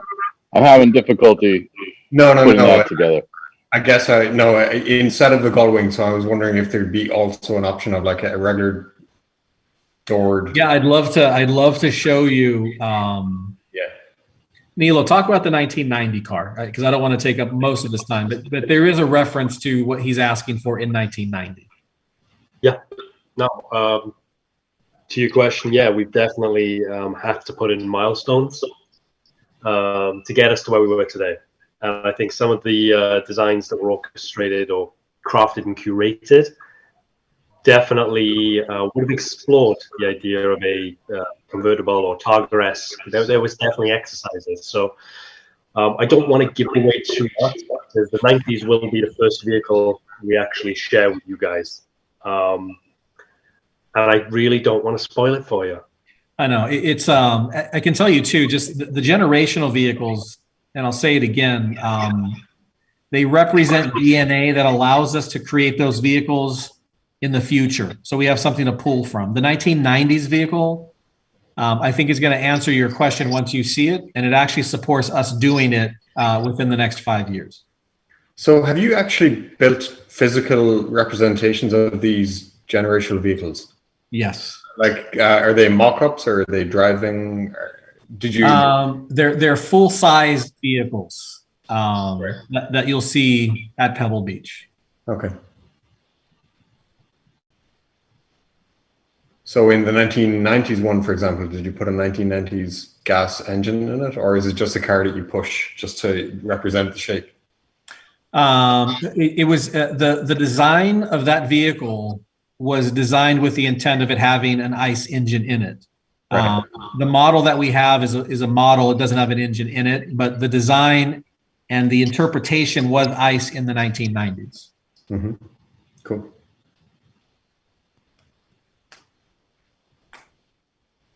Oh, I guess we got more pictures. And I think what would be lovely at this point, Troy, is once you're going through the sketches for obviously the Alpha5, there's been, I obviously know there's a few questions about the size of this. There is a banner below, which obviously discloses a little bit more about the size. Yeah.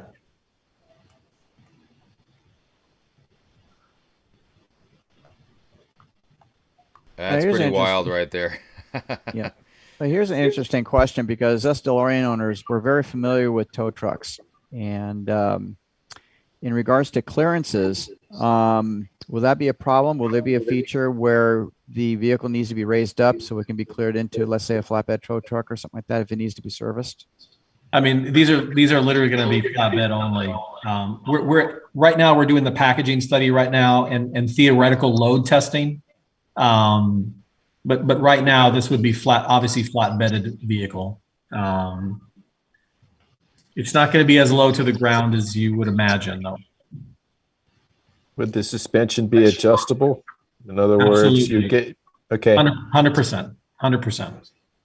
So is it going to be well, it's too far out to guess right now. It'd be nice if it could otherwise sense when it's coming up on a spot where it needs to adjust itself up to properly negotiate it. But we'll watch for that. I wouldn't say you're not on the right track, because you are. Okay. You're on the right track. I'm not sure if we answered this question, but wheel and tire dimensions came up on the chat.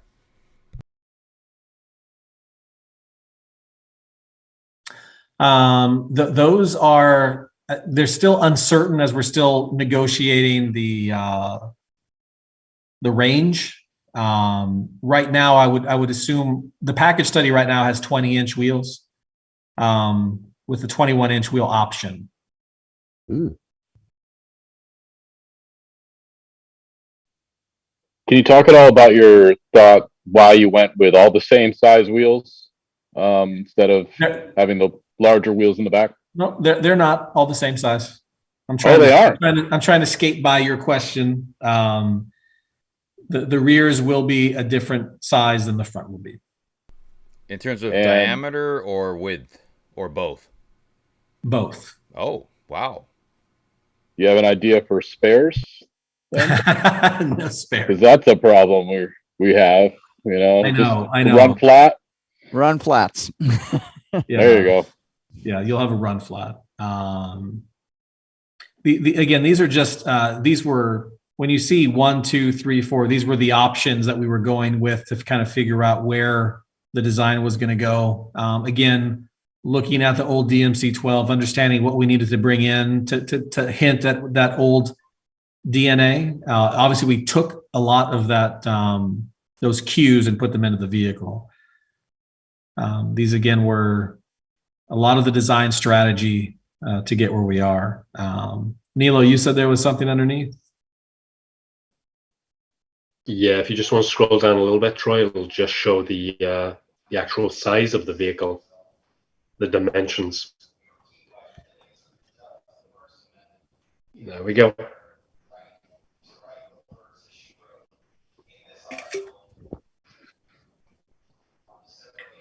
And then this is probably what you want to see.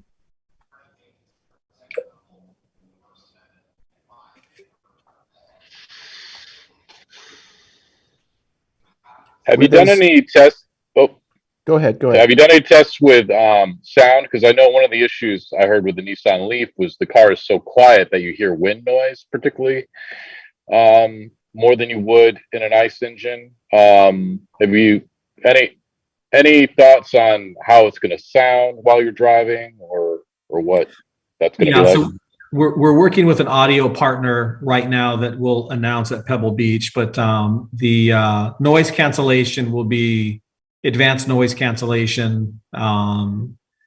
The other piece of that, and I'd really like Nilo to talk about it, is because we didn't want this vehicle to be so completely quiet that you're unaware of where you are in that place and time with this vehicle. We're very much about the senses and the auditory experience you have with the vehicle. So will you hear noise? We can actually make the car as quiet as we can. Part of our strategy was to make sure that the environment you're in is something that you can still hear. You want to hear people. You want to hear outside elements. We didn't want this to be a computer on wheels where you were focused just on the computer or AI. We want you to experience the atmosphere and where you are in your own place and time. But we will have noise cancellation on the inside to make sure that some of the exterior noises don't get in. But for the most part, you'll still hear the outside. It's intentional. Yeah, and look, one of the main deliverables we actually had with this, from the brand perspective and from the actual product planning, was allowing people to fall back in love with the drive, to give the control back. So the sound is important to us, the vision is important to us of this, the feeling, the connection. And again, this is the brand guy talking. But it's very much falling back in love with the drive, and the sound plays a huge part in our storytelling of where this is today and where it's going in the future. I can tell you this, owning a modern car and owning a DMC-12, that is one of the reasons I absolutely adore that car. Is you are an active driver. You're not passive. And I know that was very iconic of 80s vehicles, but I love my DMC-12, and just, you are an active driver. And that's nice to bring that back, to us drivers. Yeah, I think that's a lovely comment. Sorry, Troy, but Anthony, to that point, it all goes back as well to the ignition and the start button. It's that choice you choose to actually engage with something, you know? Yeah. So it's lovely that, you know, you guys are talking that way as well. Sorry, I didn't mean to interrupt you, Troy.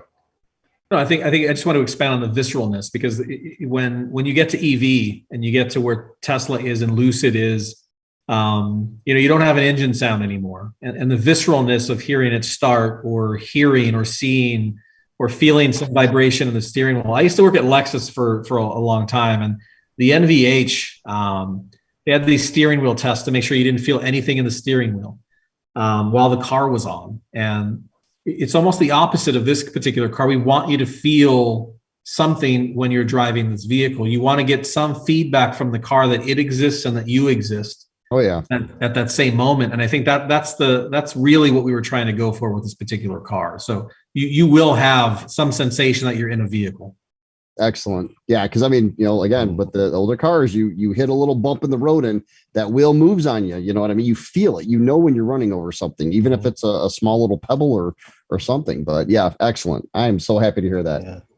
Yeah. One thing I look at is your suspension looks so tight in terms of space. And I remember at GM, we were working on first active suspension, and then later we reduced it to active dampening. To be able to feel like you're one with the road, is it going to have to be some kind of a compromise? In other words, you're still going to have to put some kind of control to maintain stability, or rather, not traction per se, but keeping that patch of tire on the road, while at the same time, you say you want to maintain the experience of actually controlling the car. It almost sounds like you're going to have to do some kind of active suspension. Am I wrong on that? No, there's definitely active suspension. The other thing too is the car comes in modes. So if you want to feel more connected, there is a setting for you to experience this vehicle viscerally. If you want all those things, if you want to come into this vehicle and you were an S-Class owner and you want to experience an S-Class type of suspension, if you want to have if you want to feel like you're driving on a cloud, you can. But I hope that most people are going to choose the mode where you're getting more of a visceral connection with the drive. But we obviously have to cater to some people who are coming from vehicles that are a little bit like a Mercedes customer, but we're hoping that they engage the car the way we want them to engage it. Okay, makes sense. Can I ask a question about funding? How well funded are you in terms of seeing the car through a full product development program and into production? Yeah, I think that's again, we'll have a full explanation of that at Pebble. But what I can tell you is when you have building a car now versus building a car. I was at NEO, and to start a program, a regular car program is right around 1.2 to 1.4 billion dollars. It's an expensive program. I think with the advances of contract manufacturing, there's obviously a ton of suppliers, some predominantly good suppliers that do active suspension. We don't need to tool our own factory. Obviously, there's ways for contract manufacturing to work.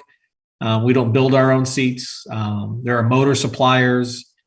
There's an opportunity for us to package the vehicle based on people who are out there, companies who are proficient in building engines, building battery packs. It's a different type of situation than it was 10 years ago. We're going to lean heavily on supplying this vehicle with suppliers who build seats, who build batteries. So we don't have to make the investment in building our own battery. There are a lot of people out there whose companies are doing that today for other OEMs. We'll take advantage of that. Funding. I can tell you right now with how we're building this vehicle today, building 6 vehicles for Pebble Beach, the amount of work we've done so far. Right now, we're very healthy. Obviously, we're going to grow into a much larger investment over time. But for right now, supporting this program isn't an issue. Any chance we'll see it in a movie or TV show? That seemed to work well for the first version. Yeah, we are working on content right now that you won't see for another year. So we're obviously going to go down. The partnership side is what Neil and I did at our previous employer. So movies for sure, video games for sure, product placement for sure. It's an exciting thing for us to get done. So yes, all of those things we're definitely going to do with this vehicle.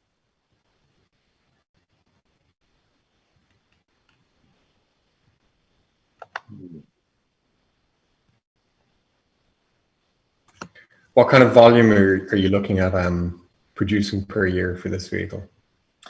So the volume and pricing won't be announced until Pebble Beach. Okay.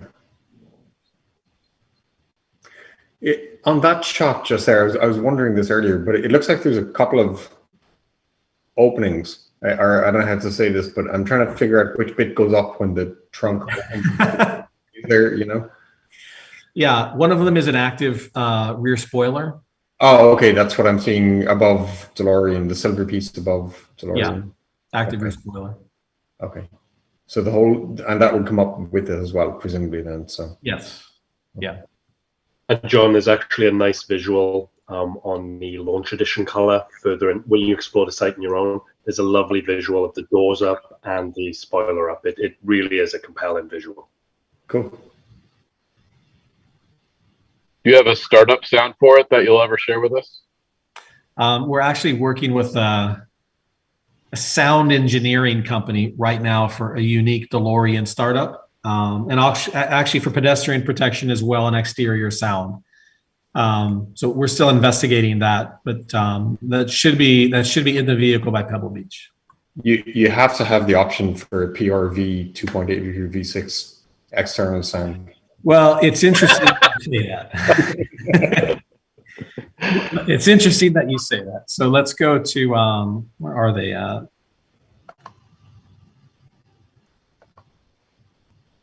Maybe even make it with a slight exhaust leak as well. You know, like an old DeLorean that needs a little bit of service. Or that rough start at first, the first couple minutes of RPMs all over the place. Right. So we don't have it here, but we'll have this with a generational. Do you mind if I jump in here, Troy? Just let me just introduce. Yeah, Nilo did a ton of work on this side. He's got an Easter egg for you. He'll explain. So, guys, what I want you to do, and I hope everyone watching the live stream appreciates this. What I love you to do is this website will evolve to embrace the story that you guys have, really championed for 4 decades now. As you go through, I'm going to call it the burger, the top right with the 3 lines. Once you click on that and the generational is this page you're now landing on. And much the way that Barry said earlier, really paying homage to not only the DMC-12, but also the, depending on which sketch you look at, the DMC-24 or the DMC-200. The irony is that we've tried to actually showcase with everyone here what this brand is about, what was going on behind the doors, and the stepping stones that have gone into it. This page itself will, Troy, do you mind just scrolling down just to that timeline? There's a big void, and the reason why is over the next 2 months, we are going to be filling out what this timeline is. I have no doubt, and this is to speculate, but I have no doubt there might be a sound there from the 90s and 2000s. I have no doubt that that'll probably happen. The thing is, what we're trying to do is show that we've paid so much respect to this brand and the storytelling experience. This never went away for a global fan base. We want to fill that in and show that. So this will actually talk through sounds. It will talk through naming conventions. It will talk through everything. So this will constantly be your source of how this evolves and adapts. Cool. So one of the things that were really important to us, Nilo and I specifically too, is when I was telling him this story, and if you guys are car people, you obviously are. when I was in high school, I saw this picture of a 911 on the wall. It was this amazing rear view of a 911, and there was this interaction between me and that image, and it never went away. What we wanted to do too with this line that Neil was talking about is we're going to put content in between 1985 and 2022, so that a 10-year-old today, when they're 20, could look back in time and see that there wasn't a moment where DeLorean was gone, because we can fill in this story of this evolution over time. And I think the storyline, once you actually see the generational content, is really going to show you that, in 10 years, someone can look back and go, yeah, they were doing this in 2000 and this in 1990 and this in 2010. And it'll all make sense when we launch the 3 next vehicles after 2025. So this storyline, I think it's going to be really important, Nilo.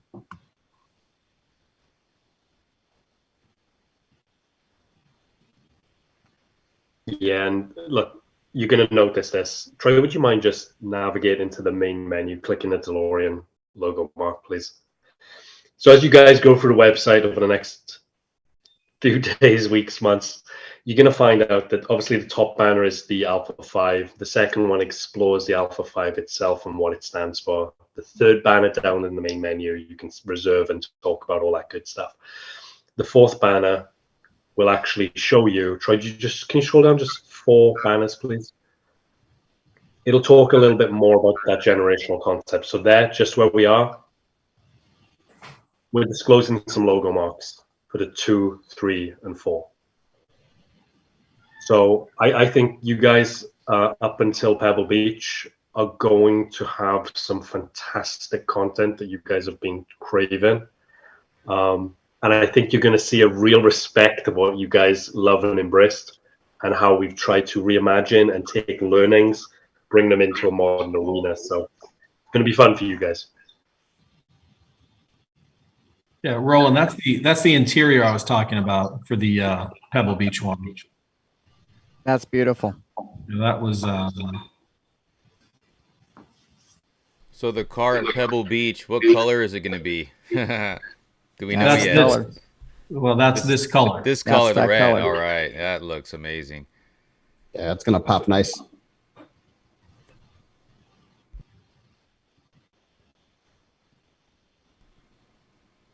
Are you looking for investors? As a matter of fact, there's an investor tab. You can inquire about that. We're right now we're good. So I didn't notice. Hold on a sec. Can you go back to that one photo where like a charge port? Where's the charge port? I guess. Oh, easy. I think in the chat, Todd, some people said it's on the side. You have to raise the hood. It's under the hood. I think. put a charge Right next to the flap. right. Reservoir, right? It's right by the luggage. Yeah. Right on there that it left is. shoulder. Okay, so That's pretty right. close Somebody to where the actually gas said- flap would have been, right? There Yeah, you go. they said in the chat, can we have an option to like put it up on the hood, to kind of represent the old gas flash? So I always broke up the lines though, man. yeah. Looks So we better actually right here. talked to you guys obviously know James Espy, and Oh yes. so Yes. we went back and we actually looked at the hood, and there was that little square outlet on the top. It just broke the hood line. It just didn't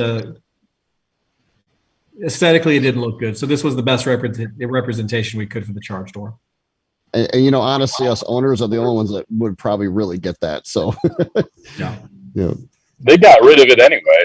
Mine doesn't have it, so it's not a big deal. Anything about safety, crash safety? There was always the question about the DeLorean DMC-12 flipping over and not being able to open the door, so you had to push the windshield out. Anything on that? We obviously have our aim. Obviously, is 5-star safety. The door situation is really one of the more of the paramount activities we have right now. So we have a plan for safety for the doors in case there's a rollover, in case you can't get out of the vehicle. we have solutions for that. That'll all come in August. What about rain, snow coming in from the top? I can only tell you that coming from another OEM most recently, water testing, leakage from the roof, we are over engineering that. So that is, for the roof, that's one of the more important things we're trying to focus on. So we're over engineering it. That's all I can tell you. So in the chat, there's hardly any mention about Back to the Future, which, you know, is kind of interesting. You'd figure it would be all over the place. Hardly any mentions of it. Somebody asked for the flux capacitor. So was there a flux? Okay.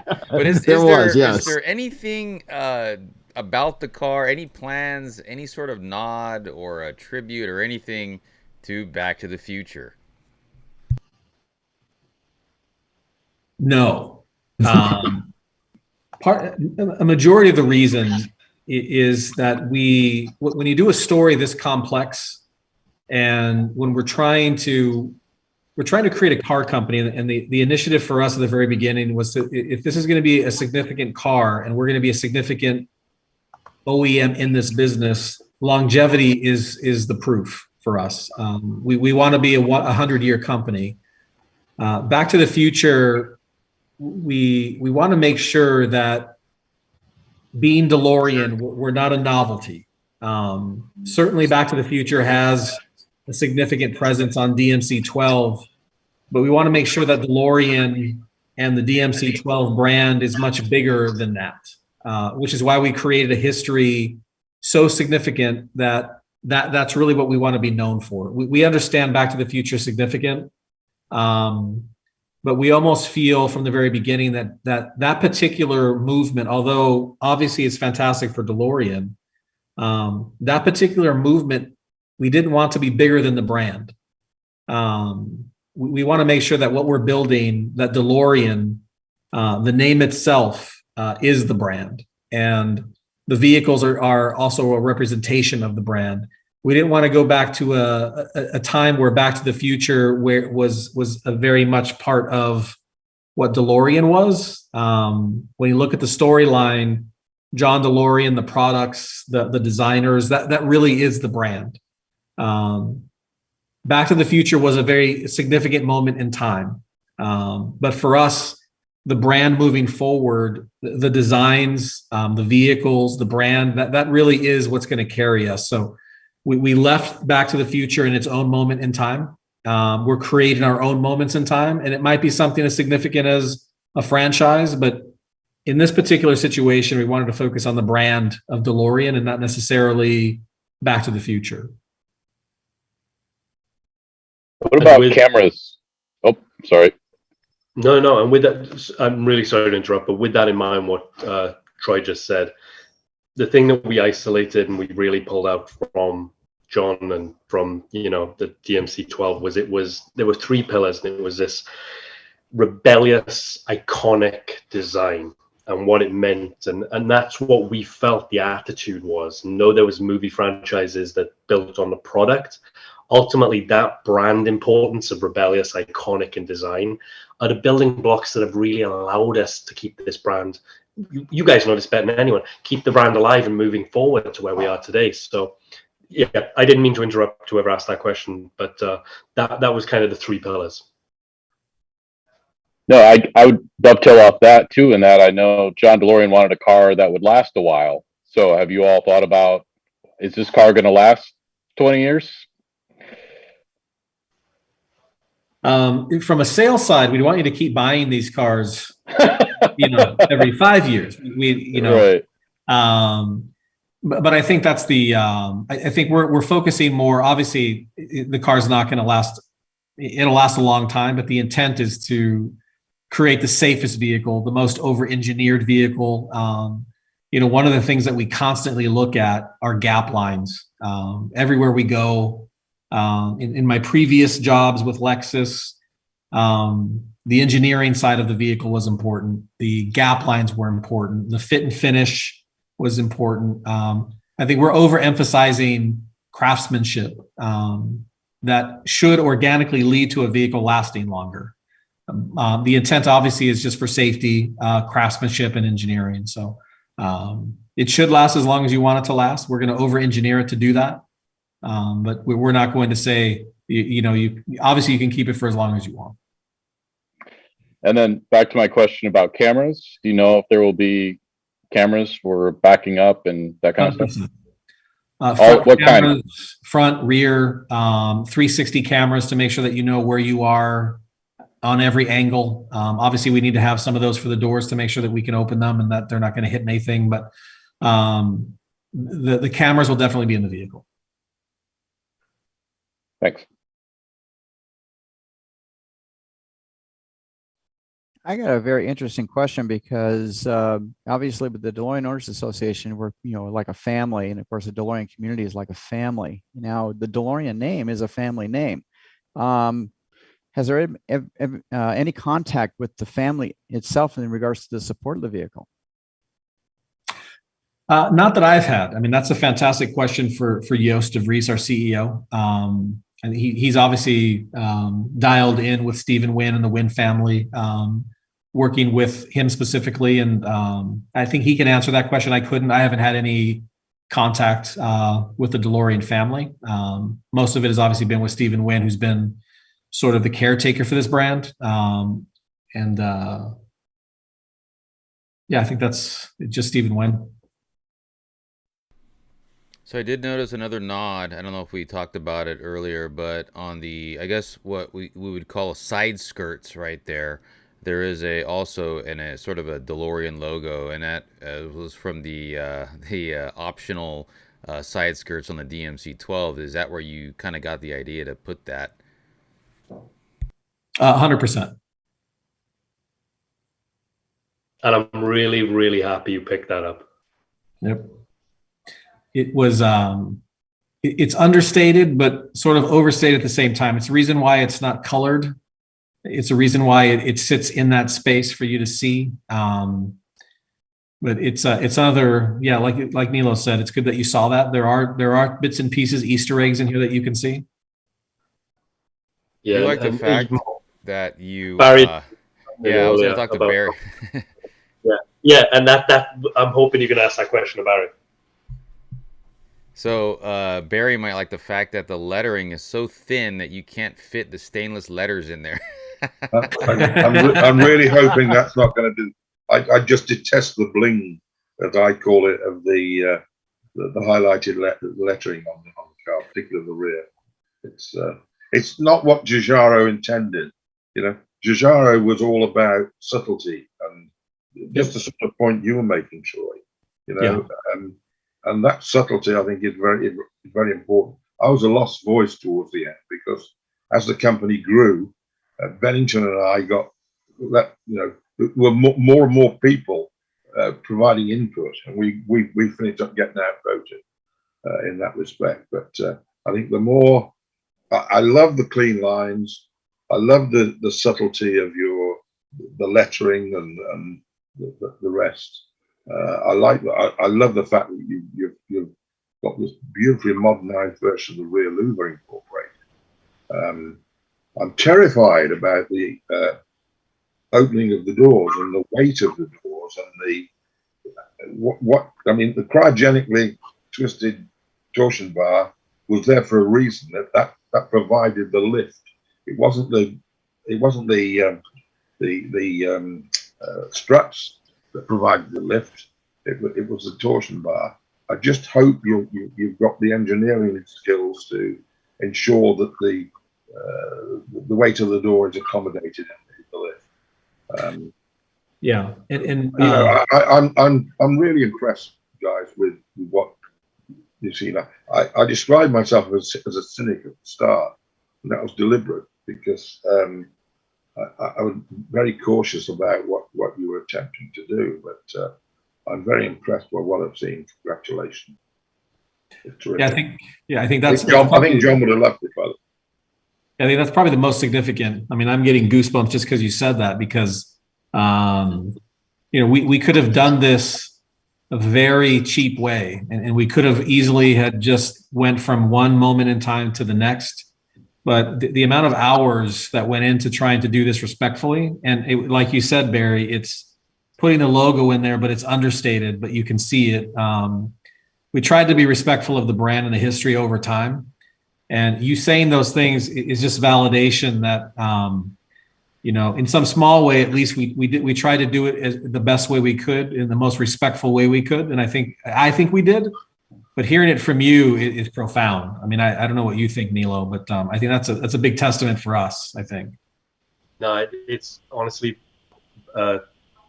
it's really encouraging to hear you say that, because it's been, there were key details, like, obviously we read so many of the forums. There's 4 things you got to be. It's the louvers, it's the stainless steel, it's the gull wings, the wheels. And we tried to be respectful to so many more. That was about this we tried to do the logos how they originally came off the line, and really have, again, confidence in the brand. It was confidence not to scream and shout. It was hopefully what John would have seen was this confidence in your own skin. It doesn't have to bling. It was there. It was subtle. It was it was really, so it means the world. Keep saying it. This is music to my ears. Yeah, it was certainly worth getting up at 3 o'clock in the morning for, guys. Well, good. It's nice to I love it. So I know we're getting to the top of the hour. I would just want to throw one more question. I'm kind of curious myself, and then also it was in the chat. We did notice there is no DMC logo on the car like the DMC 12 has on the front of it. My guess is because, and this is probably the second part of this car will be basically marketed from DeLorean Motors Reimagined or DeLorean Motors Company. Which route will be take with this car, and is that why the DMC was not put on the car?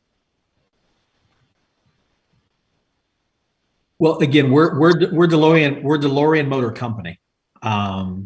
So the distinguishing mark is obviously we're very much connected to DMC on the classic side. I think this is really, Nilo, where you can describe the brand over time and how it would have evolved over into DeLorean as a name. No, I'd love to, and again, alluding to that timeline you saw, guys. Over time, we are going to hopefully share a curated and a crafted idea about how the brand would have evolved.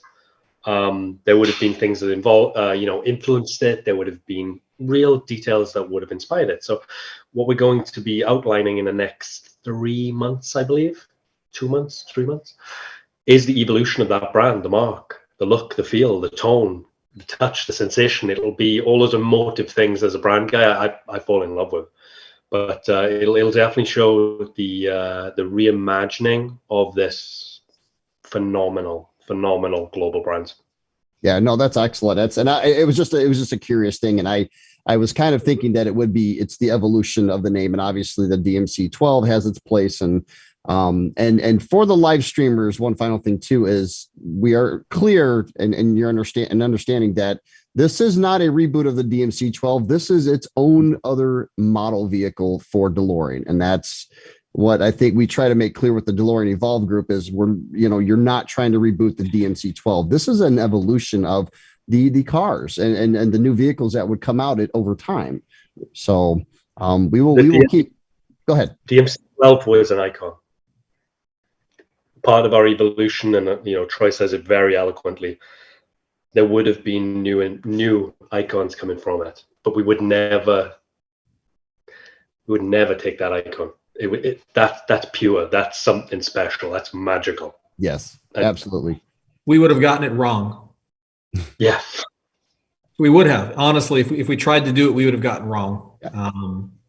The only way anybody would have. It's just you can't fix something. You can't change something that pristine, and it just some things you should not reboot. And exactly. And based on that, and if you got it wrong, you get a hashback from the community, and that would be disastrous. Yeah, and then Barry would be emailing us nonstop, and I don't want Barry to tell me he doesn't like our car. So I'm glad we did it the other way. No, I'm delighted. No, and stress again, and I think very significant, you've got those pictures behind you, Todd. I can see the evolution from the DMC-24 that Giugiaro had in mind, and that to me is the most exciting thing of all. Yeah, that's a DeLorean. Yeah, you saying that is significant, Barry. Thank you. Yeah. Nilo, get that on a shirt. It's already started. So a quick question from the chat about sort of the target audience or target customer for this car. Has that been defined? What is its demographics audience? Yeah, demographics. Yeah, we spent a ton of time doing that, and part of this goes back to just OEM education and wondering where customers are coming from. So we have we're targeting. You guys we do a lot of what we do on the product side and marketing side is science. There isn't anything that we do that's guessing. It's always science. We looked at a ton of people who were coming out of Teslas. So the number one inflow, so people coming into Tesla, one of the main OEMs and models was the Mercedes S-Class. And a lot of those customers who came into Tesla, once they left, came back to Mercedes because they were missing, they wanted to be an early adopter. It was a status symbol, but they were missing luxury and they were missing feel and they were missing quality. So they came back. We're targeting a lot of customers who are going to be new to an EV, who are coming from luxury. We've also skewed more female. If you look at the what was it? There was a Ferrari study just recently done. And Ferrari has spent a tremendous amount of time engineering and over-engineering the vehicle for more female. Early feedback was this particular vehicle, the way it was designed, would have been about 80% male, 20% female. We wanted to bring more of a female audience into DeLorean. So the car has active suspension. So when a woman comes up to the car, her key fob will designate where the car height will be. So she doesn't have to get very low. It'll actually creep up for her. So we're definitely skewing more female. We're skewing more of an international audience as well. People who are new to the DeLorean brand. I know Nilo spent a ton of time on the branding side that reflects a lot of what we're doing for the customer. But did you want to talk about the global presence, Nilo, about what we're trying to do on the brand side? That actually helps the discussion of who our customer is. Yeah, no, we're definitely, we use the word global. Part of what you'll be exposed to in the next few weeks is we're a universal brand. We do see things differently. The confidence that we have in our global universal aspirations. It's a storytelling experience from a brand point of view. It's told in every part of the globe, the DeLorean brand. As we grow, we will be, Troy alluded to it earlier, we will be partnering with key partners to amplify this message. We're looking to keep it honest and pure to what it is. We're not hoping to be someone we're not. But we will have presence. We're going to be very strategic, and Troy says this very well. There's a science to how he does it, which is fantastic from a marketer. I'm not a marketer, I'm the brand creative guy, so mine's emotional. Mine is driven by passion, which is what the DeLorean brand has had. So as we expand universally, we're really going to do it in a meaningful way. We're really going to do it in a confident way, and hopefully something that, again, talking about the pillars that Barry has mentioned as well, the rebellious, iconic design. Hopefully the people universally can see how respectful we've been to this as we expand into those regions and territories.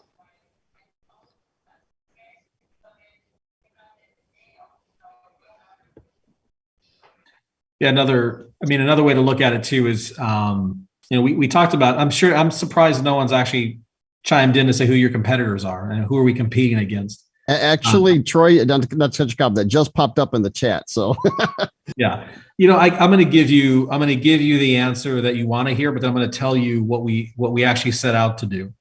So our competitors are obviously going to be Porsche. It's going to be Taycan, Tesla, Lucid, Audi.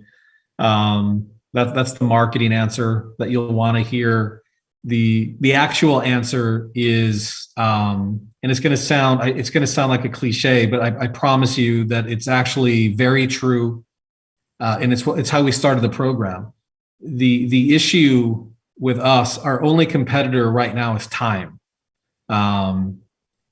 The reason we say time is because there will be a time where cars will drive themselves, where there'll be an avatar in your car, there'll be a hologram, there'll be Neil and I talk about this all the time. There'll be a jelly bean that parks out front of your house and it'll take you to the store. There will be a time when that changes and there's going to be a shift. Our competitor right now is just time. I mean, we're trying to produce a car that's not a jelly bean, that isn't autonomous, that, we don't want to create a vehicle that allows you to consume more time working. We don't want to have a vehicle where when you leave work, the car picks you up so you can work more until you get home. And we don't want to create a car that when you wake up in the morning, you can get all your work done on your way to work and then work again. And then wait till you get in the car again to go home and then work some more.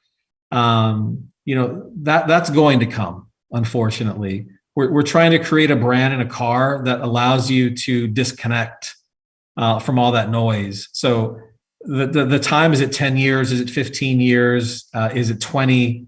I think we're creating a car right now that people are going to want because you're not going to be overly connected. You're going to be in a car that's going to allow you to drive and to feel, to experience what it's like to just drive. And that's our competition. Eventually this thing will shift and, we're all going to be taxied around. And I hope that day never comes. But again, the answer you have is Porsche, Taycan, Audi e-tron, Tesla. Ultimately, we're not competing with them because the market's too big. There's room for everyone. How we do it is different. So I think, who our customer is, it's the customer that still wants to drive. It's the customer that doesn't want to be told that they're diabetic or their temperature's too high. I think that you're going to get that when you see this car at Pebble. When you sit in it, you're going to feel that this car is visceral and it's going to allow you to be disconnected. It's not an easy answer to answer the question who our competition is because, that's a 10-year question when we're competing against the pod and we can't because we're not going to do that. So do you think that's right, Nilo? I don't like giving you praise, but I think you said that so eloquently well. Yeah. I truly do, and I think that that especially the audience we're on with now have shepherded it through for the last 40 years. Time, definitely, it's time. Yeah, and we're going to fight. I mean, we know we have to grow, and we know that there's going to be advances. I think we're going to fight tooth and nail to make sure that the driving experience stays for as long as it possibly can. And if we need to shift, we'll shift. But for right now, if you're a purist and you really like the drive and the feel, then this is the car that you're going to drive. That's about as clean as I can say. Troy, honestly, like to end it on that though, I think you penned something very early on with me, and it was the idea of it was never about the destination. It was about the journey and getting there. I think that's what this brand is all about. It's the journey. It's the storytelling. It's, the executions in this and the icons in the DMC-12. It's all about the journey.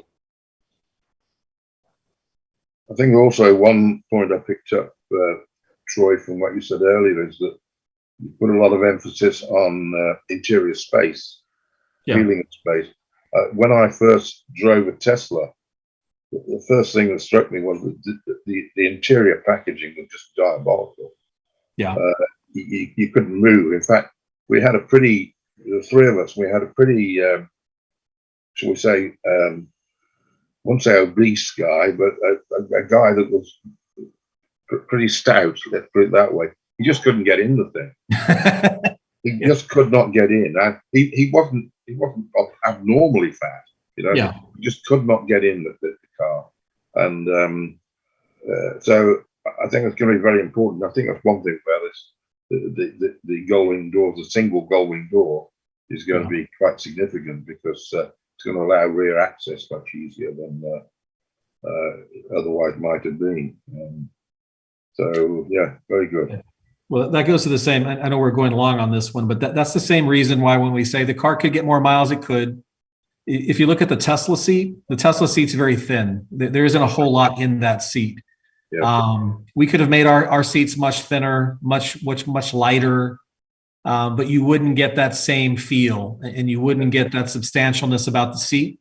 So, do we sacrifice miles for seats? Yes, absolutely. Good. I'm going to find out which European show is on in February next year, so I can get my seats booked on an airplane. As long and I know that particular show is still going on. There was fear it was going to be canceled, but we just reserved our space, so we'll definitely be there. Yeah. I'll see you there. Awesome. All right, everybody. Well, we have really had a very long live stream. I cannot thank all of you enough for being on this tonight. It's been a wonderful experience. I am so excited. I know, again, the community looks like they're very excited too. So from the bottom of my heart, I thank everybody for being on this call, and Troy and Nilo, Godspeed and best wishes on this venture. I'm really looking forward to it. I'm going to try my hardest, like I said, to get to Pebble Beach and, meet you guys and check this car out myself too. And for all the live streamers out there, thank you guys so much for hanging out with us for the past couple hours. Looks like I'm looking at Facebook right now, and there's images already all over the place. So this Alpha5 is getting out there, and it's really taken off quick. So I just, again, thank you very much, everybody. And thanks a lot, guys. Totally appreciate it. Yeah, I mean, just reading the chat and scanning the chat, there was a lot of positive input on the car, a lot of positive reactions, which I share in that. I mean, and I agree with Barry. It's definitely something that John would be proud of, at least, in my opinion. I'm looking at those doors right now. That just looks awesome with the two louver or the two struts on each door. I'm kind of blown away here, guys. So well done. Can't wait to see more. Can't wait for August. That can't come any quicker. And on behalf of the DeLorean family, and of course, I've been watching the YouTube chat, and I say about a good 80% or more is positive about this project. And so it looks like you got a backing from the community for sure. And I'm very, very proud of your efforts. I am just like Todd, just like Anthony. I am just completely blown away. I think you created a masterpiece, and the very, very best to you both and throughout your entire team. And we thank you for this opportunity to showing this wonderful automobile to our DeLorean community. Thank you. Yeah. Well, it was an honor to be here. Thanks for having us. Appreciate it. And get that right drive done. Very good. Thank you. Thanks again, guys. And thanks to all the panelists who participated tonight. Looking forward to it. We thank you, Todd. We thank you for this opportunity. This has been an absolute great experience. Congratulations. It was a wonderful, wonderful stream. Hey, thank you. We couldn't have done it without you, Roland. Same. Yes. Thanks for answering all the questions, guys. You guys have been awesome. No, absolutely. We all came together, and we're all here for each other. We're a big family, and I'll be changing the Facebook group name now that we know the name of the car. So Alpha5. There you go. Stay Alpha5. Thank you, guys. Thanks, you guys. Barry, it was wonderful to see you again. Yes. Thank you, Barry. An absolute dream and a pleasure. Thank you. I said it was worth getting up at 3 o'clock in the morning for. Thank you all very much indeed. Thanks, guys. It was fun. Monica, thanks to you for coming on board as well. Troy, Nilo, thank you again. It was a Yeah, thanks, pleasure. guys. Appreciate being here. Congratulations. Thank you. You're welcome. Take care, everybody. Bye now. Have a great day or great evening. Thank you. This is really nice. So Pirelli, that was actually one of the questions I had. I didn't really.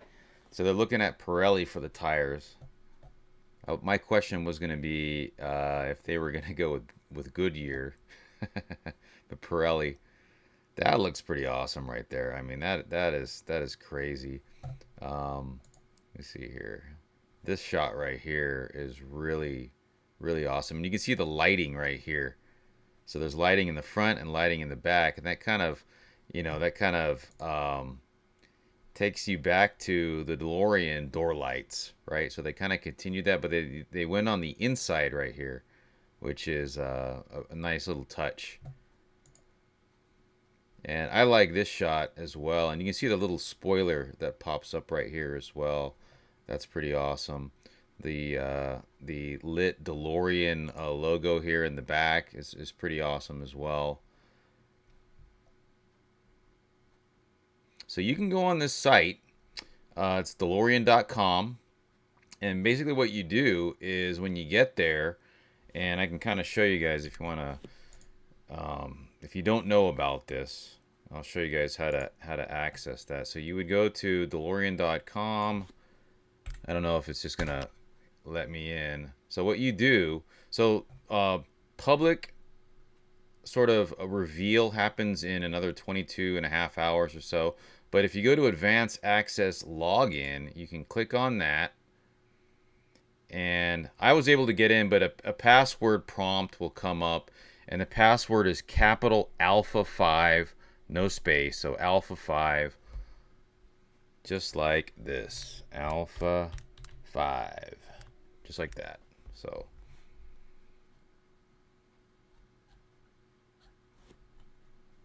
let's see what else is on here.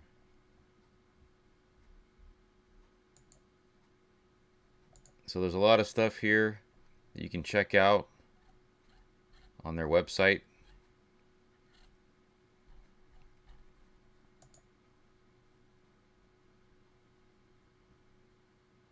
So DeLorean Concepts. So you can sign up for more information on future DeLorean Concepts, I think, here. And let's see what else. There's that spec. Let's go to that real quick. Oh, that's a nice look right there.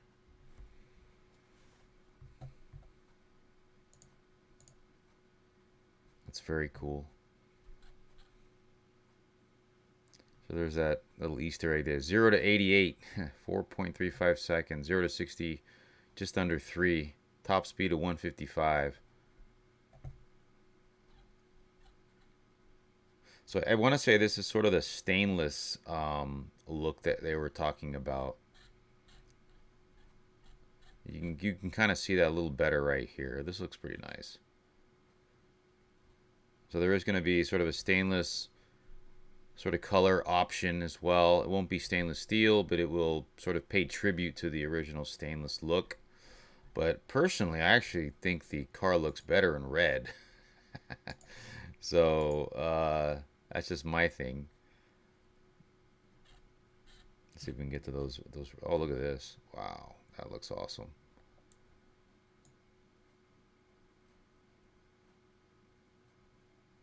Yeah, very cool. And a lot of these concept sketches that came before it, they're all available on their site. You can take a look at all that. And hopefully we will have another live stream or video in the future with DeLorean Motors Reimagined. Maybe ask some more questions, get a few more answers. And so stay tuned for that.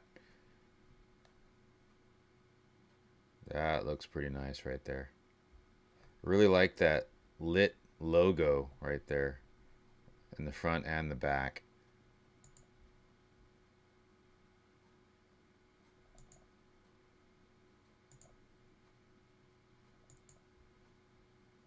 That looks really nice.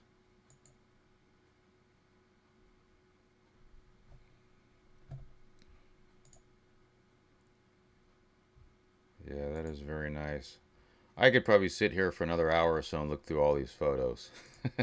I don't know about you guys. The chat is really, really blown up. So this is a lot to have to go through here. And here's the chat.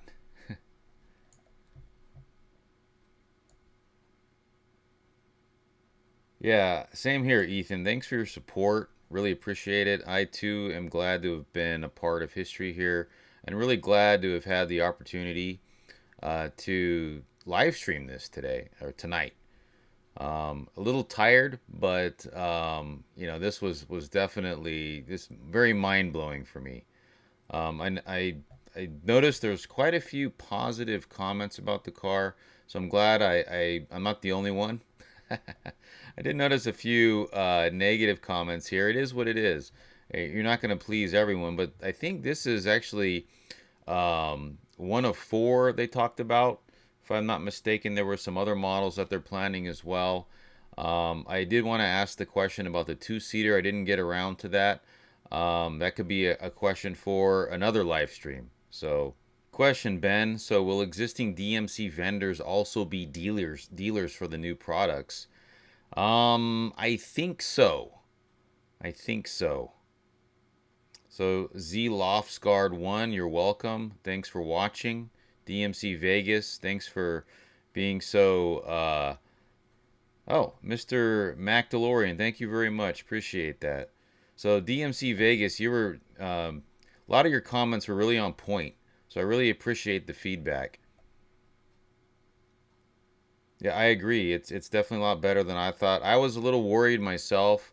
I don't know if you guys had seen the one of our previous live streams that we did, but I sort of commented as to my expectations on the car, and I was kind of worried. I was hoping that they would not try to replicate the DMC-12, the original DeLorean, mainly because my belief, as an owner of the DeLorean.